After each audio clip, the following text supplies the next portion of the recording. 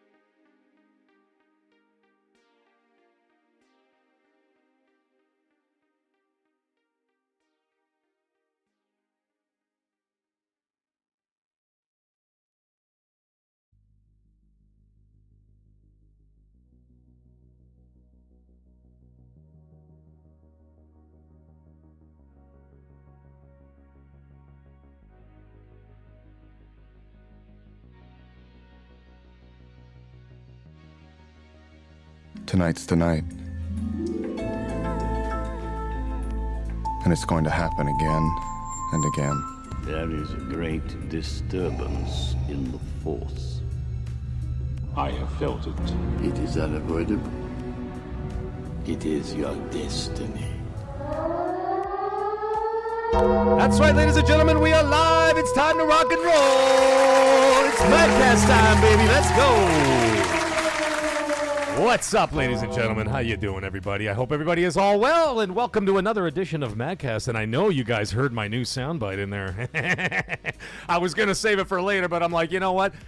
I got to unleash it now. I thought it was too funny. If anybody missed it, by the way, just in case, because you know I like to choke slam fanboys into the dirt. Mag wins. Fanboy fatality.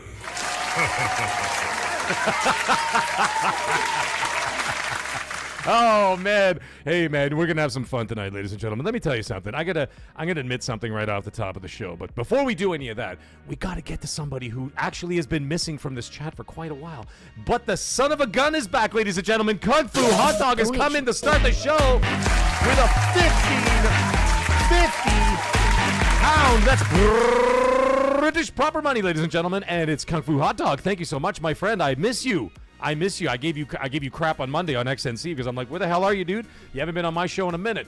And he says, Magalicious, what's your fave Canadian beer? And congrats to Pal World for destroying Pokemon. I like Nintendo, but their greedy practices and failed attempts to sue Pocket Pair is funny. Hail to the chat. Thank you so much, my friend. And for once, Nintendo loses. That's right, Kung Fu Hot Dog. Favorite Canadian beer. Thank you for that, by the way. That's a great way to start the show, ladies and gentlemen. And I got to say, Kung Fu Hot Dog, my favorite beer in Canada is Sleeman Clear 2.0. If anybody doesn't know what that is, that is basically the Canadian version of Michelob Ultra, basically, right? So it's like a super light beer, very low calories, low carbs, no sugar, no salt. No anything. It's fantastic. You could drink 20 of these goddamn things and you're totally fine. You know what I'm saying? I mean, you're not totally fine, but you know what I mean.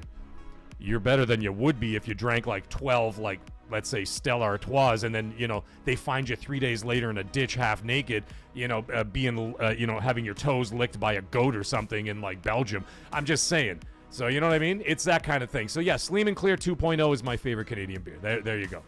Basically, Canadian water. Thanks, Dova. Yeah! Yeah. Oh, we got Grandpa Barbecue Game Cat in the house as well, my Australian friend. There we go. That's for my Australian friends. There you go. That's for Grandpa Barbecue Game Cat out there and all my Australian friends who do watch the show regularly. That's right, down under, ladies and gentlemen. And we got RPG coming in, a member of 13 months as a top-tier maggot, by the way, and he just renews his membership. Thank you so much for renewing your membership, my friend. Appreciate you. Hello, everybody. I hope everybody is well, man. What's up, Neo? Danny Passion's in the house. Little Table, Magnum. There's so many people already here. I can't even get through all the names already. My goodness. I'll just get to you one by one. Iron Storm. I hope you're doing well, brother. I didn't get a notification for your show today. Did you do a show today? I mean, what even happened there? I know that Red Wolf couldn't do a show. So, but I didn't get a notification for your show because usually I get a notification and I watch it later because I can't do it when you're live. You know what I'm saying? Yeah, so I don't know. Anyways, either way, Iron Storm, I want you actually to DM me about that personal stuff you sent out on XNC yesterday. What's up, Geppetto? Daykins in the house. Little Evil, I watched your video today, by the way. It was a nice video. Go check out his channel. Little Evil, don't be shy to put your link in the chat there for your channel. Anybody wants to come check out some of his content, I watched it today. Seth Mons is in the house, Arrow Nation. Yeah. You did do a show. I didn't get a notification. Man, sometimes, I gotta tell you, man, sometimes, like, YouTube just does stuff like that. You know what I mean? Satius, how you doing? Oh, you're Sith Lord Satius now. Oh, okay. It is unavoidable. Okay, all right. It is your destiny. There you go. You want me to read my inbox, but don't mention it? Okay. I mean, I kind of mentioned it now. Does that count? But either way. So anyways, I wanted to say something before I start the show tonight. And you guys know that how I operate this show and how I am as a person and how we are in this channel. And we've talked about it many times about, particularly because, you know, let's face it, about like 98% of our audience are men. Right? Infernal Earth, how you doing? K-Rock's in the house. Me Puppet. Glinza. We talk about men's mental health. And we do that, and I said, listen, man, you guys got problems, you got any issues, whatever, anything like that, that kind of thing. I said, reach out to me anytime. Because I struggle with it daily. I struggle with pretty extreme anxiety issues. You would never guess. Maybe you could. Like, sometimes you can't. Because sometimes you'll see me do, like, a little thing. Like, if I start getting, like, if my anxiety goes up when I'm doing a show or whatever. It happened to me last night during XNC, and I started freaking out, right? So, like, you'll see me doing this. Yeah, I mean, you know the funny thing is, now that I'm pointing out, you're going to, like, look for it now. You know what I'm saying? So, like, now you're going to look for it. But, like, you know, you'll see me grab the back of my neck because my hands are cold down here in my studio. And so my hand is cold, so it feels good, like the cold on my neck and whatever. Or you'll see me reach behind my back and stuff like that. Or I start doing this. And that's me freaking out, basically, right? And I'm still doing the show and whatever else. However, hey, Street, Snippy Lock, how are you guys doing? One thing I wanted to address before I even start the show, and it does actually relate to gaming. This is why I'm going to talk about it. Tell you, Gangsta, how you doing, buddy? Ambidextrous, did you get the platinum? Holy shish kebab. The man just got the platinum on Black Flag. Phenomenal remake. Oh, dude, I'm working on it, man. So anyways, here's the situation. So over the last couple of weeks, as we know, whether it's PlayStation or Xbox, you know, pick your company of who decided to step on the bigger rake. You know what I'm saying? And as as each company is like stepping on their rake or whatever, you're just getting inundated as you're trying to, like, you know, report the news, give your thoughts and feelings on it or any of that kind of shit or whatever, right?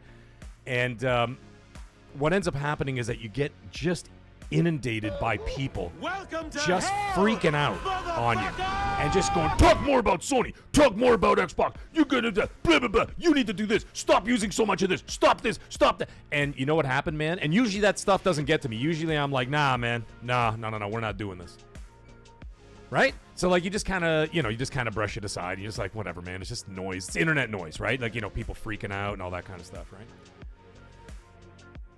But I gotta tell you, it got to me over the last couple of weeks, man.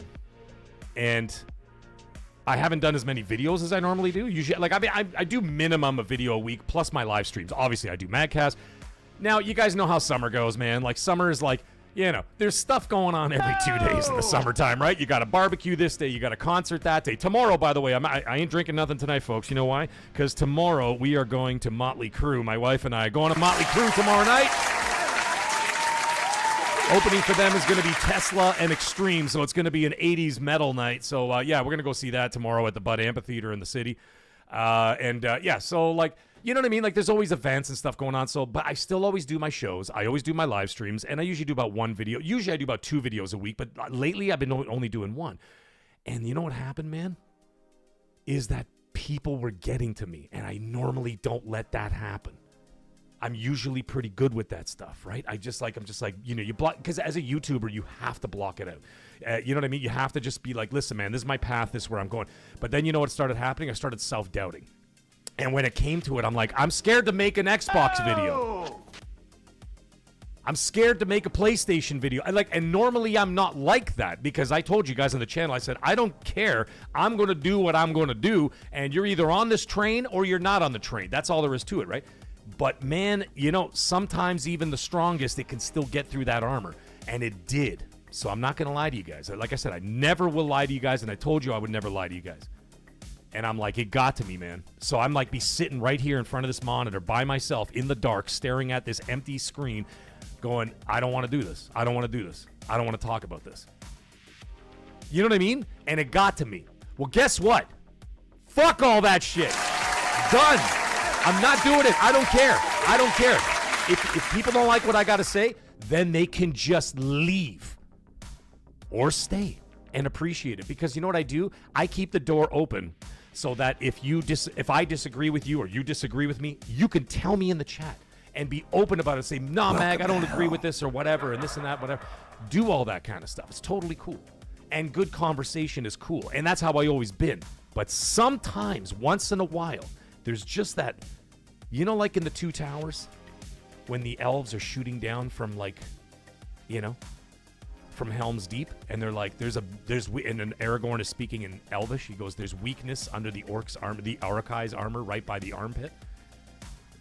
Sometimes those arrows get through the armor and get right to that empty spot. And it got to me, man. But either way, nah, done. I don't care. So what I'm going to do, I'm just going to keep doing what I'm doing. I'm going to keep rocking, keep doing whatever, and I'm just going to talk about whatever. I'm going to be making more videos. There's another video coming out tomorrow. Thursday and Friday, I may not get the videos because guess what? It's Halo Day. Thursday and Friday, we're doing Halo days. I'll let you guys know the times and all that stuff. We'll be doing Halo 2 days in a row, Thursday and Friday. And anyways, I just wanted to let you guys know that right off the rip that, it was getting to me, man, because as you guys all know, this community is ripping itself apart, man. Like, people are killing each other in chats and blocking and not talking and arguing and calling each other names and reporting people and this and that. Over what? Digital versus physical. Sony not talking, Xbox doing 8 million ridiculous things, whatever, since the showcase. You know what I'm saying? Like, all these things happening, resets, no resets, layoffs, whatever. Some of the stuff we're going to talk about tonight. And you know what I mean? It gets to that point where I'm just like, man, it finally happened. It got through to me, man. But no more. I just like to let you know that, guys, as before I even start the show, that I had my moment of weakness, but we're all good, and we're going to keep rocking on. So let's get into this. Now, before we get into this, actually, I got a whole bunch of colorful chats just showed up, ladies and gentlemen, and we have a man I haven't spoken to in quite a while, but I'm so happy that he is here. We got PS Vet coming in, dropping a $5 super chat to start the show as well. Thank you, him, Kung Fu Hot Dog RPG. I did not forget you guys, and he says for $5 US, he says, Mag, I love you, you bald man. Well, I love you too, PS Vet. You're an awesome human being. Thank you so much, man. And D Keeks comes in and drops a $2 super chat as well. He says, we appreciate you, dude. Well, I appreciate the living hell out of all of you guys. And thank you, D Kids. That's it. That's what I'm talking about. And we got the man himself, the man who gifts more than any other gifter in the gifting of the giftest. We've got the man, the myth, the legend, my compadre. Oh, no. Italian Gangster. He gifts a gifted membership. Thank you so much. Italian Gangster. Thank you so much for that. I appreciate that. And it went to Fuzzy Tomato, the biggest scumbag on YouTube, ladies and gentlemen. Just kidding, Fuzzy Tomato. Absolutely love you, man. But thank you so much, man. Appreciate you. And we got Seth Monsters, another friend of mine, coming in, dropping a $5 super chat as well. Let's go. Let's go. Let's go, Seth Monsters. Thank you so much, man. And he says, when it's all about the games, there is no drama. I know, Seth Monsters, and you're absolutely right, brother, when it is all about the games, and it should be all about the games. However, that being said, there's a lot to talk about. And it's kind of fun, but you know what makes it not fun, Seth? You know what makes it not fun is when people aren't receptive. And that's where I have a problem. When people lose their ability to have a constructive conversation is the problem, Seth. You know what I'm saying? So, we could talk about all this stuff. We could talk about rakes all day long and whatever. As KLZ, thank you so much. Appreciate what you just said, man. We will never block you, Max, says Neo. Infernal Earth says it's gotten stupid. It has gotten stupid. You know what I mean? Oh, Magnum's in the house. Let's go. There's another one of my Aussies in the house. But anyways, we're going to continue, and we're going to continue rocking on. And like I said, people don't like it, they don't like it. That's just the way it's going to be. And that's the way, this is the path I'm forging. And all y'all are down for the ride. And we got PS Vet, a member for 9 months. Again, as a magnificent maggot. Sends in a member chat. Thank you so much, PS Vet. Appreciate you, brother. And he says that's why you can stay Sony pony forever. Ponies and ponies. I mean, you know. And You know what I'm saying? and ponies. You know, it is what it is, man. It is what it is. All right, guys, let's get into the show, man. We got some things to talk about. Now that we got all the, we got all the therapy out of the way.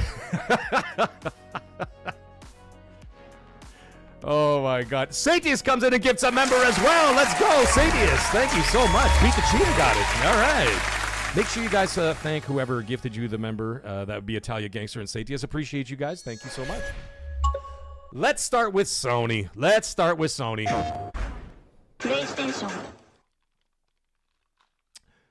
So, I'd like to preface this topic that we're going to talk about tonight. Welcome to hell. I want to talk about the new numbers that came out about the physical versus digital, whatever. Now, the reason why I want to preface this is with this statement. The statement is, I 100% support the choice of a consumer. Always will, always, because I've said it from the first day of this channel. The first thing I said was what? I said, I'm here for you. And I'm not blowing smoke up your ass. I'm being dead serious. I'm here for you. Because you and I are the same thing. I'm not anybody different. I'm just an asshole with a microphone. I just happen to have a microphone and a camera. But the thing is that I'm a consumer too. So why would I want to see, for example, let's say when it comes to physical or digital, why would I want to see less choice for a consumer? Even if I don't consume it, that's just me. You see what I'm getting at? But I don't think about just me. Because if everybody thought of just them, we would have a pretty lonely world. We would have a pretty awful world. You know what I'm saying? And so the fact that I haven't bought a physical game in literally 11 years, folks, it was Star Wars, EA's Star Wars Battlefront was the last physical game I ever bought. After that, digital. Why? 2 reasons. One, I started game sharing on Xbox with my friend. Right? We were game sharing. We were buying games. So we would like call each other like every month and be like, all right, bro, what are we doing? And he'd be like, okay, I'll buy COD. You buy Battlefield. I'm like, cool. And I'm like, next month. It'd be like, all right, dude, what's going down? He's like, okay, I'll buy Titanfall if you buy whatever, fill in the blank, right? Assassin's Creed, whatever it happened to be that year. Odyssey or something, right? And so we were game sharing on Xbox, right? And I was doing that for the whole Xbox One generation, from 2015 to 2020. Then 2020 came around. I stopped game sharing with him, not for any bad reasons. We just stopped game sharing. And then I started game sharing with my wife on Xbox as well because we were both playing on the Series X. My wife did not like the way the generation was going, as well as a lot of other people. And in 2023, she ditched the Xbox Series X and went to PS5. My kids were already on PS5s because they played Xbox when they were younger, but they were playing my Xboxes, right? But they were both PS5s because all their friends had PS5s. You know how it goes, right? So she ditched the Series X, went to PS5. She's like, I'm tired of this bullshit. This is what I remember between 2022, 2023, there was like almost nothing but Pentiment or whatever. That's it. She gave up. And then so she went over there. So I'm like, all right, fine. This is what we're going to do. I'll keep my consoles. So I kept my Series X and the Series S. And I'm the only one who has Xboxes in the house. So now I'm like, well, now I'm game sharing on PS5. Right, so now I still do that now to this day. Like I buy games, or someone, like for example, Grumpy Old Fart. Shout out to him. He gets games to the channel, whatever. Well, I game share with my wife. She gets those games too. And so in that respect, we're able to not have to buy the game twice, so that my wife and I could both play them, because my wife games just as much as me. It's crazy. She games like 6 days a week. Right, so. Why would I want to buy GTA 6 twice? Or why would I want to buy COD twice? Whatever, on and on. You guys get the point. And my kids game share as well. My son buys a game, my daughter gets to play it. They play together, blah, blah, blah, blah. However, that being said, Do I want to see the choice limited, or I'm going to be a smarmy prick about it going, no one's going to buy the physical anyway. Like, I get all that, but like at the same time, it's like, no, I don't think that that's right. I think it gets so, hey, Itchy, how you doing, man? I think what it is that you take away that choice, whatever, you know. You're taking away a choice from a consumer. It may not be for everybody. See, that's the other thing that people have to remember. Not everybody can afford a $70 game or whatever else, or maybe they don't game share with somebody, or maybe they don't have anybody to game share with, or that kind of thing. I mean, if you game share with it, essentially you're buying every game for 50% off in a way, right? But not everybody has the financial means for that. A lot of people actually, go to GameStop. A lot of people go to, whatever other, secondhand store to buy a game for $15 or $20. That's all they can afford. You know what I mean? Like, so there are options there. However, that all being said, and that I tried to lay like the groundwork there, like I put the concrete down, right? We got to get into the fact that the numbers are not looking good. You know what I'm saying? The numbers are not looking good for physical. And unfortunately, there is a reality from their point of view that doesn't match their financials. Are they still making money off it? Yes. But we all know these companies, I don't have to repeat all the same shit I've been saying on MAGGCAST for weeks, so I'm not going to repeat it. But we all know, slowly but surely, they've been angling us all towards that digital future anyways. Everybody else did. Yes, the option is still there to buy the new Pearl Jam album or the new Jack White album. By the way, I saw Jack White in concert last week. He fucking rocked. But anyways, you have the choice to buy an album. But very few do. They just go to Spotify. Right? Everybody's, not everybody, but a lot of people got Spotify. And everything else is digital too. I mean, Steam is all digital. What we need to fight for is something is completely different. However, we'll get to that in just a moment. So I want to pull up these numbers here. Matt Pizzatella talked about it. Now he's talking about, how in the U.S., which is the number one console purchaser on the planet in terms of in terms of software and in terms of consoles, there were only 7 games that actually hit 100,000 physical copies or above. I'm sure you guys saw the story. If you haven't seen the story, I'll give you a brief little overview of it now. And so the numbers were shared by Circana analyst Matt Piscatella. He was talking about the figures were shared during the ongoing debate over Sony's decision to stop producing first-party physical games in 2028. Now, here's the thing. He says that in 2026 so far, there are only 7 games that have actually hit 100,000 copies and above, and these were games that sold in the millions. Okay, so this is what I'm talking about. So I'll list you the games right here. The games were EA Sports FC 26. Okay, for anybody who doesn't know what the hell that is, it's FIFA, for God's sake. Like, stop calling it FC. It's friggin' FIFA. It's been FIFA since I was like 15. It's still FIFA to me. And it's just like in Toronto. Anybody from Toronto?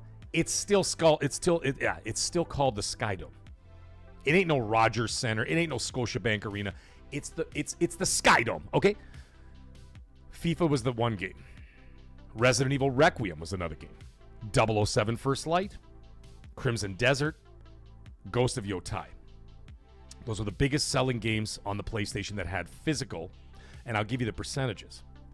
The percentages were as follows. For FIFA FC 26, 12% were physical sales. This one is actually pretty significant. Resident Evil Requiem, 27.8%. That's actually pretty high. 007, 21%. Crimson Desert, 19.9%.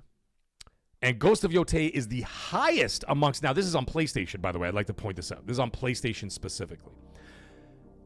The Ghost of Yotai was 35.4%, the highest amongst those. That's actually pretty significant. That's right, ACC in the house, Bespoke. That's what I'm talking about, baby. You know, Scotiabank Arena. Like, I'm going tomorrow night to go see Motley Crue at the Bud Amphitheater, right? It used to be the Molson Amphitheater. Then it became the Budweiser Amphitheater. Now they wanted me to call it the RBC thing. Go frig yourself, RBC. Like I give a shit about your stupid bank. It's the Budweiser stage, and that's all there is to it. They lost their bid from Molson, so, you know, it is what it is. But anyways, you see what I'm getting at? For the most part, outside of Ghost of Yotai, which is actually surprising, like I said, what was it again? Hold on, I had the figure right there. 35.4% is actually pretty high. But all those other numbers were pretty low. Now, the other thing is they were talking about the financials, that it went from 2020 to 2026. Physical sales accounted for approximately $11.5 billion in revenue, right, for these companies. However, in 2026, it has dropped all the way. Stop it, Cyber Gunter. Let's go, Dodgers. Get the fuck out of here. Yeah! What? From 11.5 billion in 2020 to 2026 went down to 1.5 billion dollars. It's dropped $10 billion in the last 6 years. A lot of it has to do... Now, let's also remember, from 2020 to 2022 and a half, there was a pandemic. People weren't going to stores. Stores were closed for the first part of it, and then people just didn't go back to stores. A lot of people were buying stuff from Amazon, and what were people doing? Subscription services went through the roof. I don't know how the Gamepass numbers were because they didn't share them, but like everything else, all the digital subscription services, as people were sitting at home, they all started going there. And once they were in there, they just didn't bother to leave because the shit was right there. And they're like, oh, well, I could just click the button and it's right there. I don't have to worry about it. Right? And we've all had the things. I mean, we could see where these companies are coming from. I talked about this on XNC last night. You guys know this. I talked about it on XNC last night where I'm like, the thing is, look at Xbox specifically. They did not announce anything that PlayStation did say, by the way, January 2028, we're done. They never said any of that stuff. However, can you see how they're angling it? Like they're basically pushing you off the cliff, like gently, and like people don't even notice it because it's all about the FOMO. And so they're getting you with the FOMO. For example, Forza Horizon 6. You want to play 5 days early? You got to buy it digital. Or if you're in Game Pass and you pay the premium, but what's Game Pass? It's all digital. Xbox has been pushing the digital future for the last 9 years, specifically with Game Pass. Correct? Correct. Game Pass is all digital. So, anyways, on and on. The point is this. Then all of a sudden you move into Halo. You want to play Halo this Thursday, folks?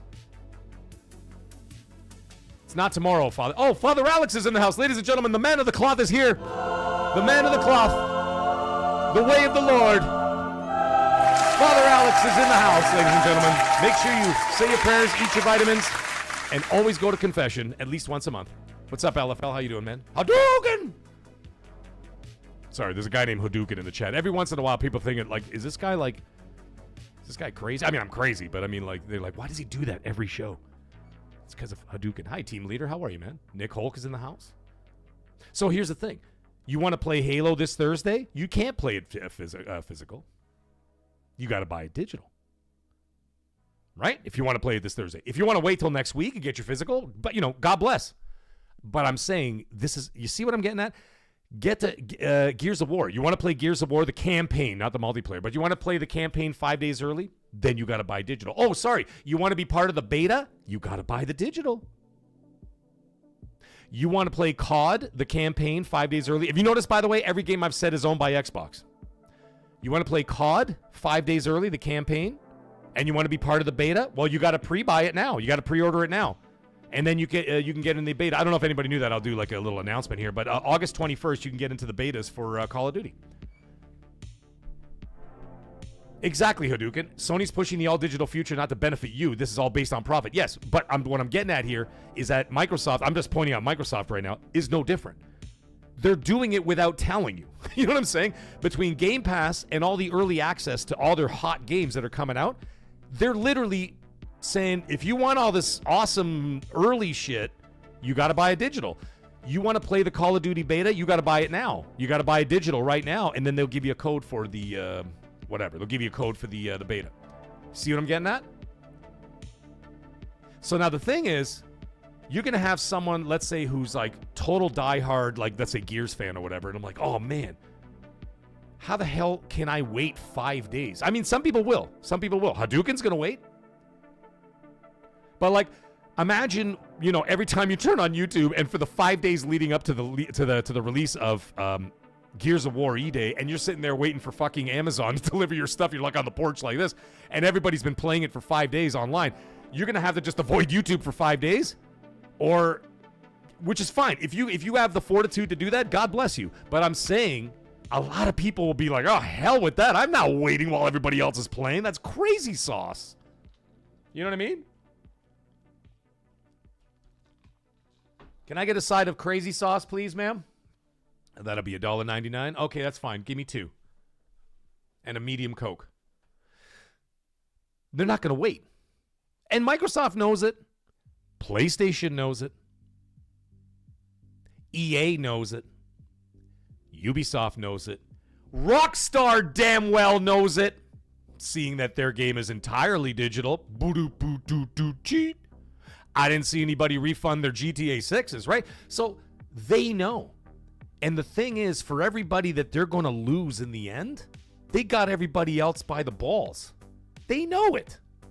When those numbers come out and you see that diminishing numbers of 11.5 billion down to 1.5 billion, I mean, guys, from their angle, not mine. I'm not trying to convince anybody. You have to think like them. Don't think like me or think like, think like what they're thinking and why they're doing what they're doing. They're seeing diminishing returns on the physical market, right? And as a result of that, they're seeing lower profits.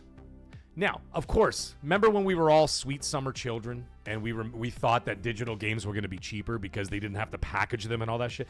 Well, that's our fault. That's 100% on us. 100% on us for being that naive to think that corporations give a flying shit about any of us. They certainly don't. They certainly don't. None of them do. But anyways, that's besides the point. What I'm trying to get at here is that they see the metrics, the analytics, and what you don't think all of them are doing this? Everybody else is breathing a sigh of relief going like this, is saying, thank God Sony took the bullet on that one because we're doing the same shit, but we don't want to tell anybody. So they're just angling you towards it. So now if you're going to look at that, you know what they're going to use as an excuse? I'll tell you what's going to happen. When Microsoft announces it eventually, because I can tell you this, Helix ain't coming with no disk drive. You could get that out of your head right now. It ain't happening. It ain't happening. Now, they may offer an external hard drive, or sorry, not hard drive, an external disk drive. They may do that. And that's just kind of like an olive branch saying, listen, man, we're doing that. However, they've also made their intentions known with the disc to digital. The disc to digital thing that they still haven't announced yet, by the way, it's starting to piss me off. They were supposed to announce it last week and they still didn't. And I don't know what the hell they're waiting for, but either way, maybe they're waiting until next week because, it's like Halo week and stuff. And, maybe they'll announce it next week. Who knows? But, they've already made their intentions known as well. They're basically, they're setting you up. Can't you see it? They're setting you up. Disc to digital is not a goodwill item. It's basically to tell you you're not getting a fucking disc drive. Now, will they offer one? Probably. $80, $100. All right, let's not be so optimistic. Let's say $100 for a disc drive. If you want it, you could just, plug it in, whatever. Done, fine, great option if you got the money for it. But now the thing is what Colt and I talked about last night, ladies and gentlemen. Oh, we're going to get into that dead time. We're going to get into the licensing and all that stuff in a minute. That's what we should be. That's the real fight. That's the real fight. Never mind finish the fight, Cyber Gunter, with Master Cheeks, okay? We're talking about the real fight at hand, and that's for our digital ownership. That's something that I've talked about on the show before, but it's something that, as we can see these sobering numbers of the lack of returns on the physical media, as pointed out by Matt Piscatella there, we need to refocus on not doing this shit with... Sony does a tweet about, by the way, pre-order Wolverine, and everybody in the comments section is like, go fuck yourself. You know what I mean? Don't do that. You need to be refocused on the real battle. You remember, in Return of the King? Sorry, this is the second time tonight we're bringing up Lord of the Rings, and I don't give a shit because Lord of the Rings is the greatest thing ever. Control your emotions. Okay? That's what I'm talking about. Discipline your mind. Control your emotions and discipline your mind. I'm bringing up a second Lord of the Rings quote tonight. You remember when King Theoden came in to Minas Tirith, and then him and all the friggin' horses came and is like, death, death, and I bawl like a little bitch every time that happens, and all the horses are going da-na-na-na-na-na-na-na, and they race through all the orcs and they start, just mowing them down right in front of Minas Tirith. And then once they finish that shit, they see the elephants coming. And then what does he do? King Theoden grabs all the men. He goes, man, reform the lines. And then he reforms the lines and faces in a different direction. That's what I need the gaming community to do. I need you. You've run through Minas Tirith, okay? You've knocked down a bunch of orcs. You shit all over Sony for the last month. Fine, great. Now I want you to reform the line and face in the right direction because they're not going to change. And I can tell you this, ain't nobody else going to be on your side. And what I mean by anybody else, I mean Xbox, Nintendo, EA, Ubisoft, any of those guys. I almost said a really bad word. Let's not go there yet. None of them are going to be on your side. We have to be on each other's side. So you know what we have to do? If they're going to force it on us and you want to stay in the gaming space, we need to reform that line and face against those elephants coming this way because you already ran over the orcs. Now the elephants are coming. Okay? That's what we need to do. And that is digital ownership and the rights of the consumer of that digital ownership. I don't consider paying $101.16 Canadian cents for a game just to rent it. Now, have they taken anything away from me thus far? No, they haven't. But there are possibilities there because of licensing. Is one of them. Let's say, for whatever reason, you were delinquent on a payment or something. I don't know. Whatever it is. Or maybe you said something not so nice online. And then all of a sudden, or somebody hacked you and like they shut your thing down, or you shut your shit down. All of a sudden, you lose everything you own. How is that even remotely like this? Like it's insane. Thank you, Cyber Gunter, for spamming a bunch of elephants in the chat. I mean, you know what I mean? Hey, Deceiver, how you doing, man? That's what we need to refocus on. And what also needs to happen is we need to... Hey, Great Wall, how you doing? Of course, Lord of the Rings is awesome. We need to refocus on that. Because if they're not going to give us a choice... Now, this doesn't mean we're bending the knee, per se. Because some people are going to look at that as a cop-out and say, oh, Mag, you're just bending the knee to their will. But here's the thing. I can tell you... Look at me. I'm the captain now. Look at my eyes. They are not reversing it. And the other companies, by 2028, next gen, when the next gen starts, a lot of them are going to be in tow. They may do it slower than Sony, but they're all doing it. And they're not going to stop, and there's nothing you could do to stop them. Because here's the other thing. And this really sucks. This is a really sobering thing, and I'm really not happy about it. However, it's the facts. For every gamer that leaves, another one crops up in this place. That's a sobering but horrible thought, and it's totally true. Like I had some guy reach out to me. He's like, "Oh man, I'm selling my PS5 or whatever, and then I'm out. You know, this was like 2 weeks ago or whatever, right? When this whole thing was like really hot." And I said, "That's cool, man. What are you gonna do?" And he goes, "Oh, I don't know. I'm gonna decide if I'm gonna go to Xbox or PC." And I'm like, well, PC's all digital, you know, like it's kind of the same thing. He goes, yeah, but there's some more options with DRM and, of course, with refund policies and shit like that. And I'm like, oh, that's fair. And then we got into it a little bit, not like in a nasty way. We just like had a conversation.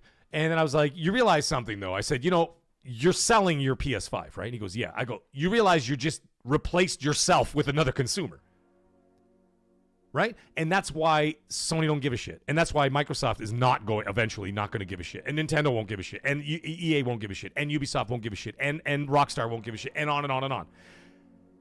Because for every person they lose, they gain another one. Because that dude took his PS5 right here, and he goes, here you go. Give me my $400 or $500, whatever you did on Facebook Marketplace. They just gained a customer when they lost one. So they lost nothing. It's a wash. You and the dealer both hit 21. It's a wash. Right? And so that's what they're banking on. And you know what else they're banking on?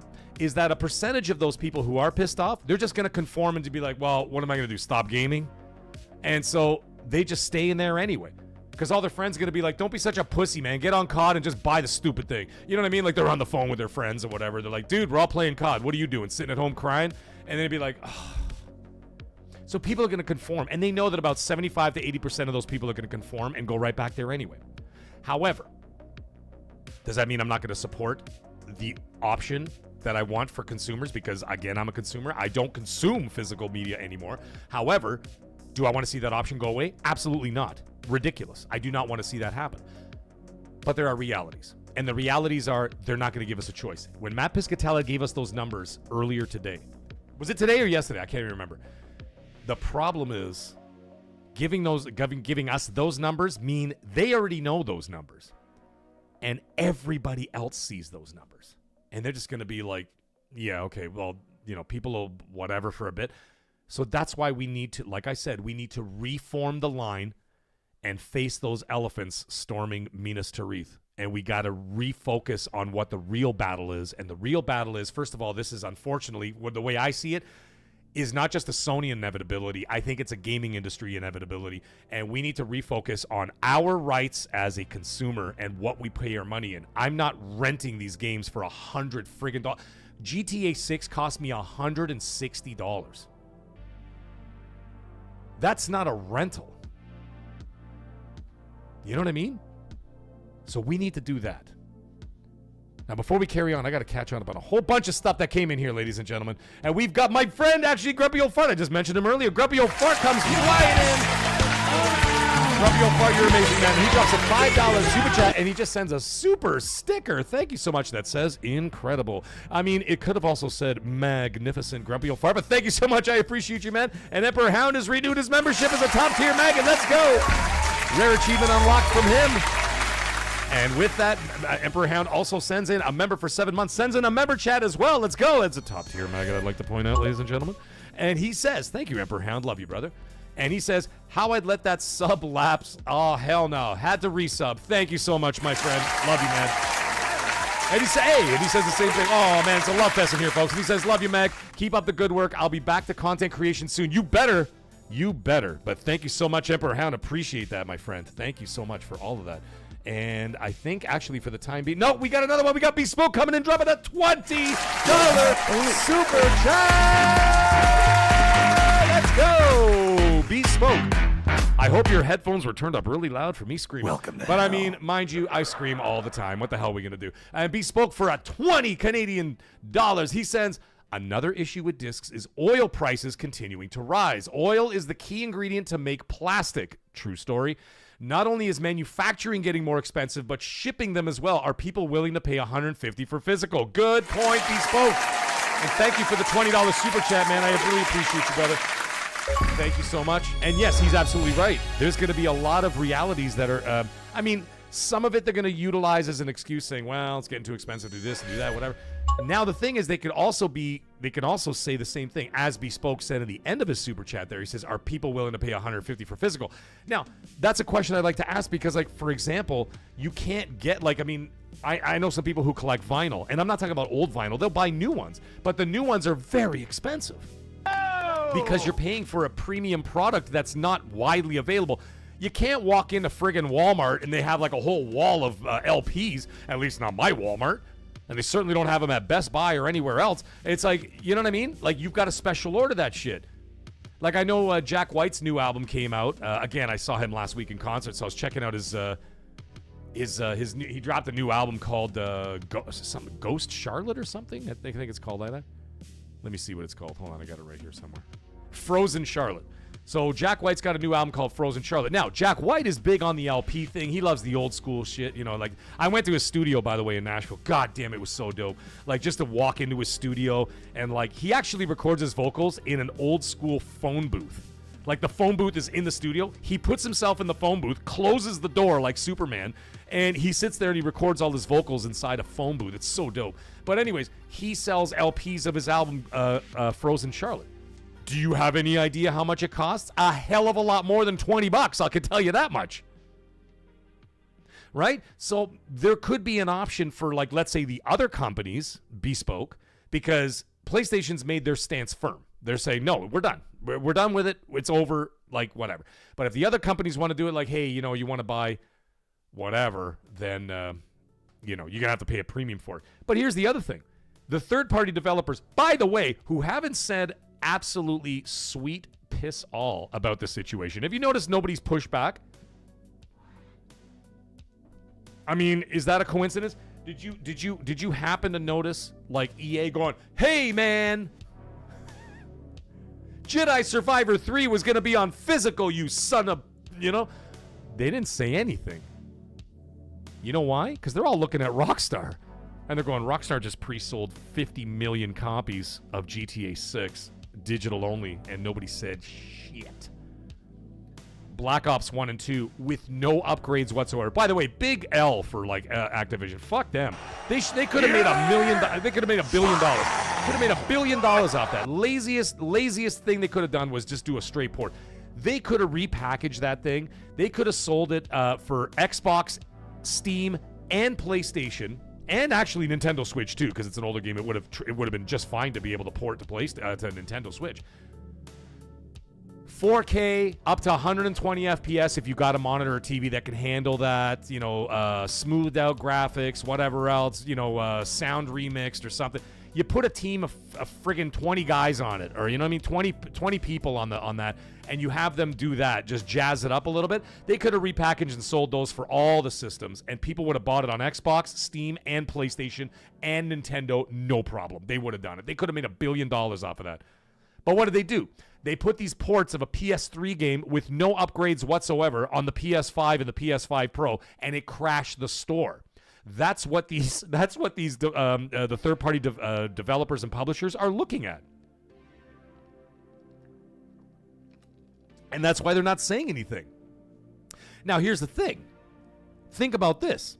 Now EA is going to go, well,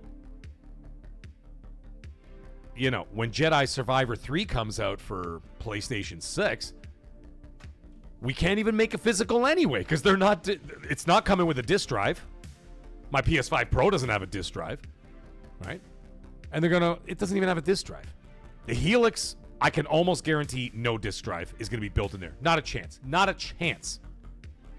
Not a chance. If you do the simple math and use a little bit of logic, there's no chance in hell they're putting a disc drive in there. It's already going to be expensive as balls as it is. Right? It's already going to be incredibly expensive. Asha she said it herself. The components are going to be 5 times the price by the time fall of 2027 comes around. That's when the consoles are being made. Right? So, like, it's already going to be incredibly expensive. You think they're going to jack that even higher and make the form factor of the Xbox Helix even bigger to have this big-ass disc drive, like, stuck in there somewhere? Or what? They're not doing it. If I'm wrong, I'm wrong. I'll eat this microphone live on the air like this. You could clip that. Okay, I'll eat this Actually, don't clip that. I'll eat this microphone right here if it comes with a disc drive. And then they're going to have to charge $100 on top of what they're probably already going to charge $1,000 and above for anyway, if not more. Who the hell knows, right? We don't know how much it's going to cost. You see what I'm getting at? And you think they're going to want to tack on another $100 just for a disc drive when they see those percentages presented by Matt Piscatella? Not a chance. So now EA is going to look at this and say, okay, all right, guys, we got Jedi Survivor 3 coming, whatever the hell it's going to be called, okay? And they're like, all right, PS6 doesn't have a disc drive. Helix doesn't have a disc drive unless someone buys it externally. What? Steam doesn't have a disc drive. Steam is all digital. You see what I'm getting at? They're just going to pretend like it's like their hands are tied. They're going to be like, our hands are tied. No more digital or no more physical. That's what they're going to do. And they're going to use the companies. They're going to look at it and say, PS6, no disc drive. Helix, no disc drive unless you buy one. And how many people are honestly going to buy one? Less than 10%? Probably. Of an already small user base as it is, especially if we think about the price point that this thing may be at, it's going to be a low-selling console to begin with. Not for nefarious reasons, only just because of the price point, which I'm assuming is going to be over $1,000 and above. And then if you put a disc drive in there, there's another $100 on top of that. So now they're going to look at that and say, okay, so like of the small portion of people that bought a Helix from launch, which I expect actually there won't be that many available at launch. It's not going to be like a regular console. It's going to be like the Steam machine. You'll probably be putting a lottery system or whatever else, because they're not going to build a lot of them because they're going to be really expensive and they know not a lot of people can afford it. They'll stick with their series consoles because those will be supported into the 2030s, right? And so they're going to look at that and they're going to say, what's the point? Now, if you're making a cross-generation game, that's a little different. Right? If you're making a cross-generation game that supports Series X, because Series S don't have no disc drive, and a PS5 disc drive, then okay, then you're talking turkey. Then you could say, okay, well, we could still make them for the old consoles, but the new ones aren't going to have it. Those companies can't wait for the current gen consoles to die. But here's the thing. With the way that hardware is now, those consoles ain't dying. Because people ain't going to be buying in abundance the PlayStation 6 and the Helix right off the bat. They're just going to keep what they got. Right? That's a huge factor. And so, like, it is listen, man, it's a very wild time. I mean, I don't even know what to say. Hey, IGN Gaming, how you doing, man?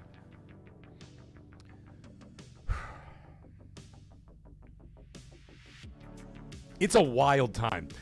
I think that this may be the most interesting of all the years I have been tuned in, I should say, to the gaming industry. I've always been a hardcore gamer. Always been a hardcore gamer. But tuned into the industry started in the 360 era for me. Because then I discovered YouTube, and then I discovered, just like all of us, we all discovered YouTube, and all of a sudden we're like, holy shit, people talk about video games? You know what I mean? Like, outside of work. Like, I mean, all the dudes at work, we all talked video games back in those days. I used to go, and I remember, like, and then, of course, the internet. I used to go to IGN, and I used to print out, because, like, a lot of my friends didn't even have PCs that had printers and shit.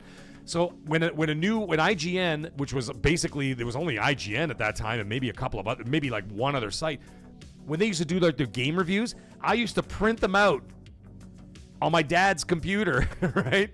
And I would print it out, and I'd bring the printout of like, GTA Vice City review, and I'd staple it, and I'd bring it to work, and everybody at work would pass around the review and read like the 5-page review with all the black and white, because of course I printed in black and white. I wasn't going to print color for these motherfuckers, right? So it was all in black and white, and we'd be looking at the pictures and read the review and flip the pages, pass it to the next dude when we were on break, and then read the reviews, right? That's when I started getting tuned into gaming, but that's like over 20 years ago, 21 years ago, whatever the hell it was, right? 21, 22 years ago. In that time, I have never seen such a dynamic shift as what's happening right now. What's up, Chi-Chi? How you doing, man?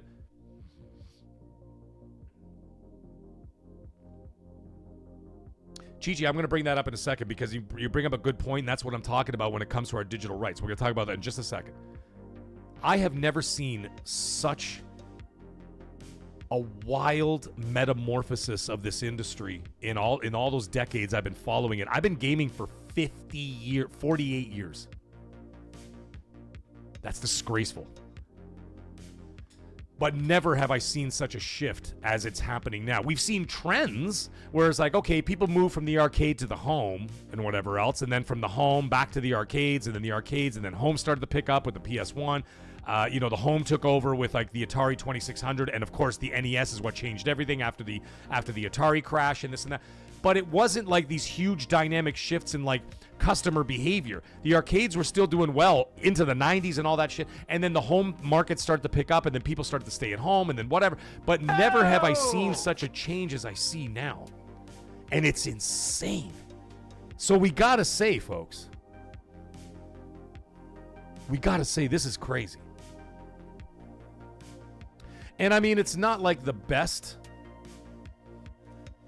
for everybody. But the thing is, you know what you got to do? You got to do what you do in life, folks. This is how I'm going to wrap up this topic, and then we're going to move on to Xbox. I'm going to be dealing with them for the remainder of the show pretty much. Is that the lesson is this. Make your situation the best for yourself. That's all you can do. So instead of stressing out about this and that, oh my God, what the hell's going on? This, that, just make your situation the best it can for you so that you're entertained and having a great time. What's up, kid? How you doing, man? You know what I mean? That's all we can do in the end. So the thing is, you have to improve your situation and say, listen, this is what I'm going to do. This is what you know what I mean? This is what I'm going to continue to do. I'm going to go in this direction because it's financially feasible for me, but at the same time, I still get access to X, Y, and Z. You know what I mean? Like, you got to figure your own shit out.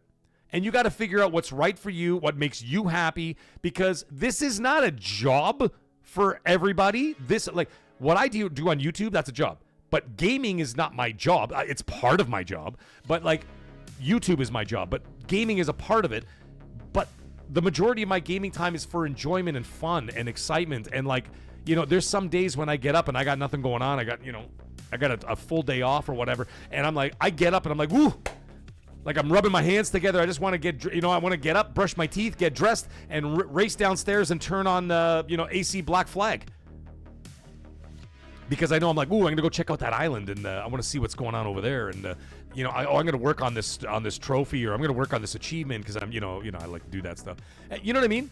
It's supposed to be for fun and excitement. So what you have to do at the end of it all is you have to do what's right for you financially and for your personal enjoyment and happiness.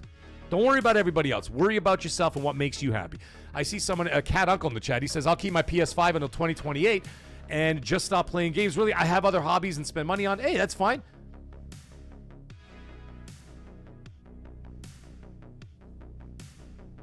You do what you got to do, man. Whatever makes you happy in the end, you got to do it. That's what you got to do. We got Cruxton, a member of 9 months coming in.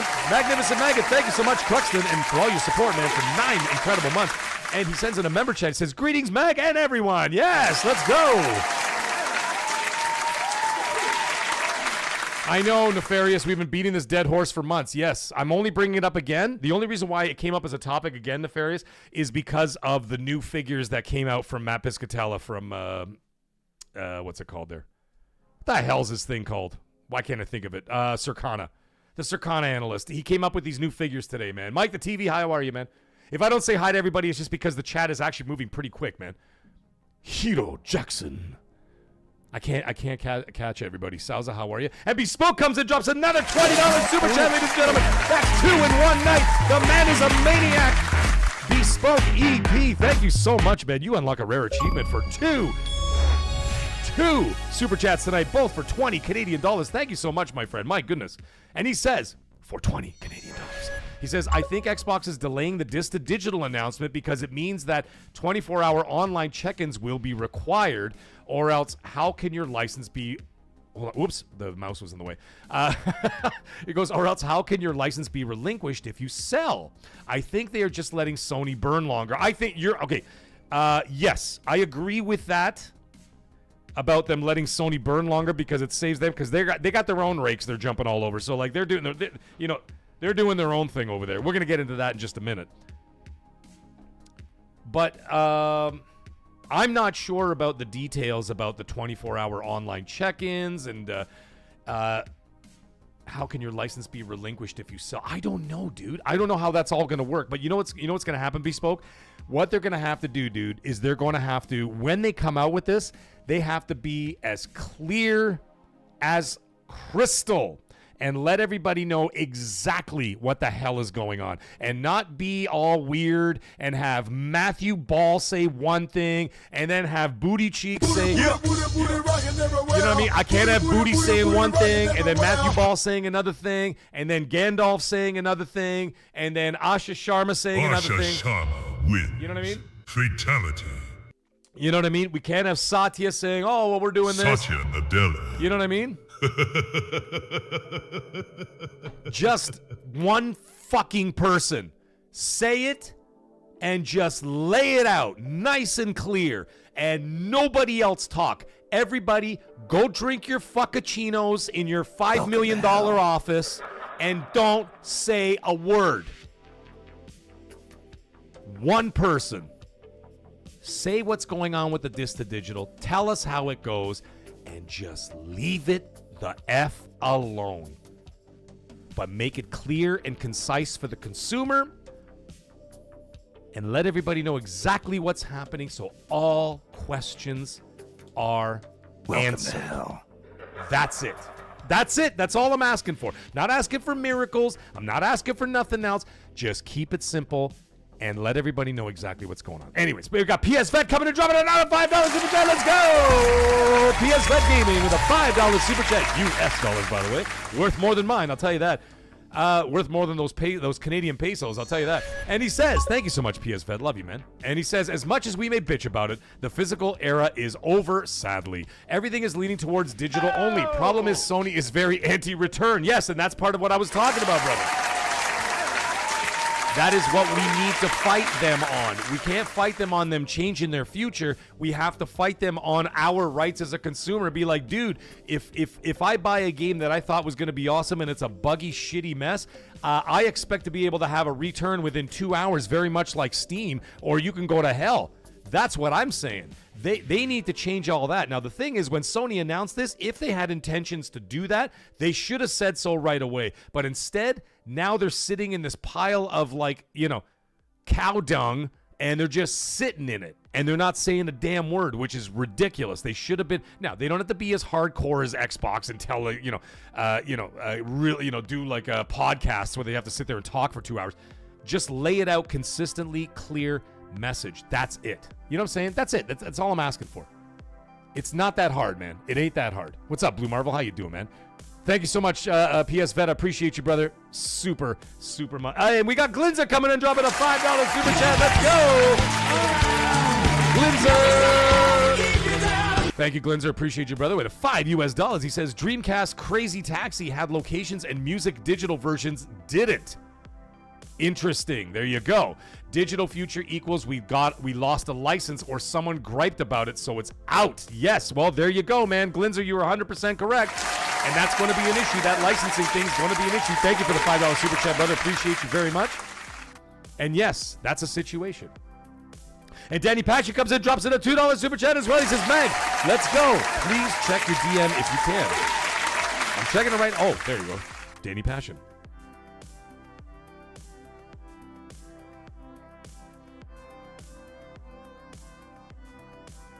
Hold on, I'm just reading this.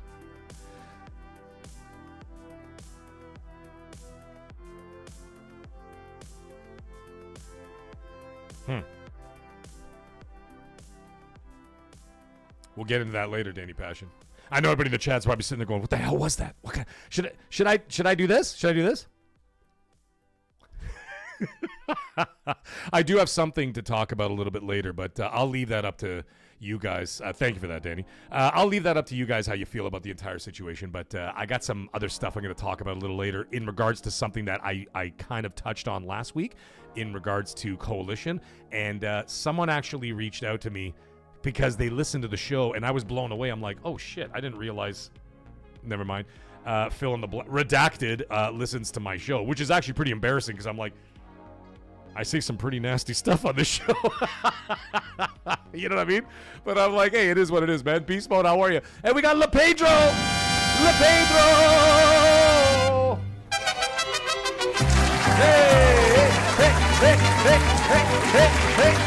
Hey, LePedro, a member of 4 months, is a magnificent maggot. Thank you, LePedro. And to hell with the Dodgers. And he says, hello, maggots. Let's go Spain. The best team won. They dominated. Argentina didn't even show up, man. I mean, the Spanish goalie, I think he took a nap. I think like he actually had a hammock between the goalposts for pretty much the whole game. He didn't even have to make one save. It was ridiculous. But yeah, congratulations to Spain on winning the World Cup. Thank you very much, LePedro, for renewing the membership.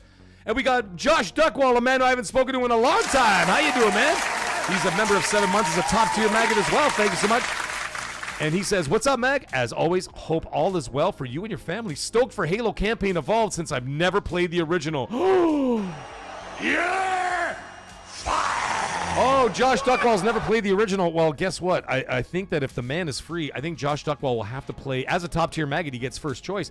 I think he'll have to play with me this week. What do you guys think? You guys want to see Josh Duckwall and I just absolutely get in there and crush Halo? I think that's a good idea because we will be playing Halo here on this channel starting Thursday, and we will be doing it Friday as well. Thank you so much, Josh Duckwall, for the member chat. Appreciate you, brother. And Grandpa Barbecue Game Cat drops 5 Australian didgeridoos. Yeah, Grandpa Barbecue Game Cat. Thank you so much for the 5 Australian. And he says, I'm saving getting Helix or PS6 day one and then save some more and buy the other one. I don't get day one 18 months to 2 years later. Fair enough, brother. That's a good plan. It's a good plan. Start saving now, folks, because whatever you decide to buy, whether it's Helix, PS6, or both, it's going to cost you. So start saving now. Yeah, Glinzer, fuckachino. That's what they drink at Microsoft. Okay? Thank you so much, Grandpa Barbecue Game Cat. Appreciate you, brother. And the OA coming in that drops $10. Let's go. Unlocked a rare achievement for that one. Thank you, OA. Appreciate you, man. And he says, It could be a business opportunity for Sony if they create a marketplace for PS5 licenses on the PlayStation Store. Yes, I could set a price on the game I own.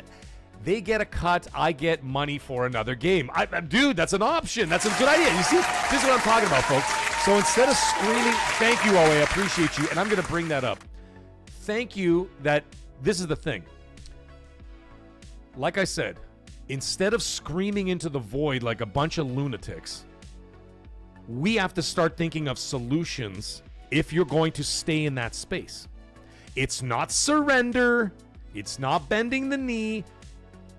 For PlayStation, it's an inevitability. So are the other guys, except they're going to take their sweet-ass time telling you about it. But because it's an inevitability, it's not surrender. So we have to think of a different way to approach the battle. I'm not saying it's going to work, IGN Gaming. I'm not saying it's what OA is saying is going to work or they'll ever agree to it.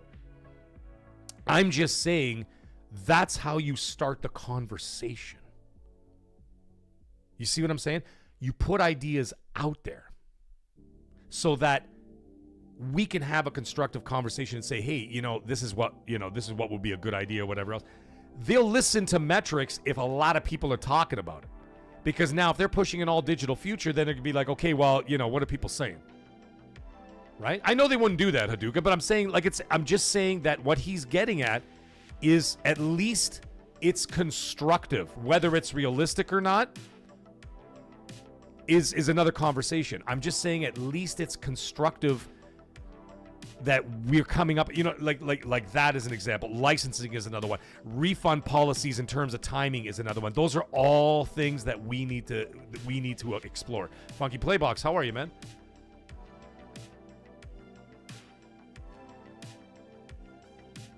Oh. Anyways, we're gonna wrap that up because that's all I was gonna talk about in that situation anyway. I mean, that went on a lot longer than I expected. However, we did have a lot to talk about because there's a lot to unfold there, right? Especially with the new news and the new figures that came out from Circana. Those are very interesting. Sobering for a lot of people.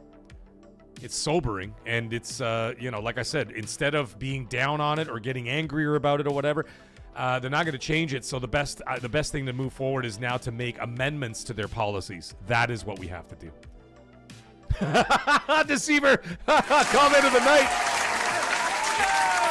Deceiver says, Mag, our opinions just get lost in 14 layers of management. Hey-oh! That's funny, Deceiver. I'll give you that. Raven Gaming, how are you, dude? Yes.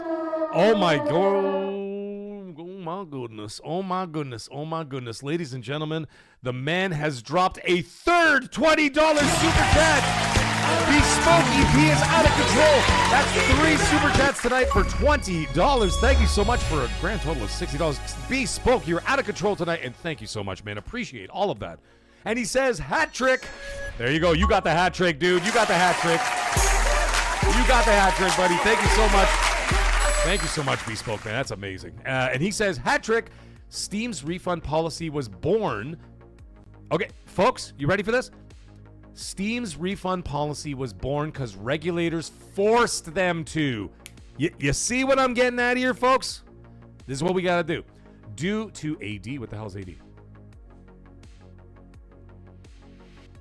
Shit. Oh, to all digital. Sorry. AD, and I'm like, alcoholics, what? Due to all digital. Sony knows this. Okay, well, there you go.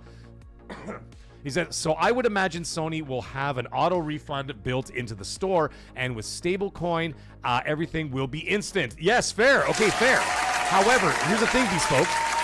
Well said. Well said. Great super chat. Thank you.